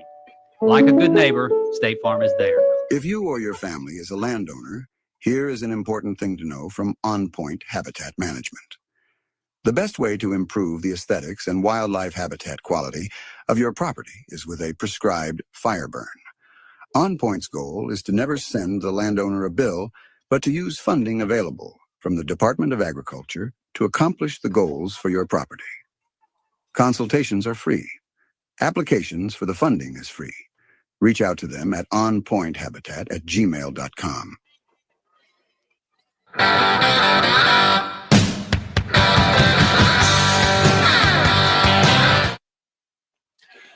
We are back one last time, and over on the far sideline, the St. James Band is doing their traditional playing of the alma mater for the St. James students. Again, the final score, Bullitt County 31, St. James 14. Bullitt County scored 24 points on 4 drives. They were not stopped in the first quarter. They didn't convert an extra point, but there were 3 touchdowns by stellar quarterback Tydedris Wallace. He scored on runs of 6 yards, 12 yards, and 12 yards. And there was also a first half score by Antoine Peebles. He scored a touchdown for 3 yards. And the score was 24-0. St. James did score at the beginning of the second quarter after a long pass over the middle by Mason Craig down to Luke Ketchings, and a penalty moved the ball down to the 3-yard line. Several plays later, mystery player, we're going still with Zukowski, scored on a 3-yard touchdown run, and that cut the score to 12-7. That's the closest St. James would ever get. They would add a touchdown in the fourth quarter on a 1-yard touchdown run by the quarterback Grant Phillips. Of course, you know, Mason Craig was injured on a late hit out of bounds, hitting the wall. He went in at halftime and took off his uniform and his jersey and his pads and was on the sideline. So we'll hope he'll be healthy for next week's game. We'll see how that works out. St. James falls to 0-3 overall. They're 0-1 in Class 4A Region 3 play, and they have yet another tough test as they have to travel to Roanoke against the Handley Tigers. That's next Friday night at 7 p.m. Of course, we'll have the ball game here on WRBZ Radio. I'll be doing the broadcast again from Roanoke, Alabama. That's about an hour north of Auburn. We hope to see you there, but if you can't make it, be sure to join us on WRBZ, WRBZradio.com, and on the Facebook page. That's going to wrap it up for here. I'm J.R. Brown. Big thanks to the technical director, Wes Stewart. Without him, it would not be possible. We're going to head back to Montgomery and be there hopefully within 90 minutes or so. Hopefully not see any deer on Vaughn Road on the way back. But that's going to wrap it up tonight. Once again, your final score, St. James 14 and Bullitt County 31. We look forward to you listening next week as we broadcast live from Roanoke, Alabama, St. James versus Handley. Be sure to visit and patronize all of our sponsors. We thank you for joining in, and thank you for listening to St. James Football on WRBZ. We'll see you next week. Thank you for joining us for Trojan Football. This is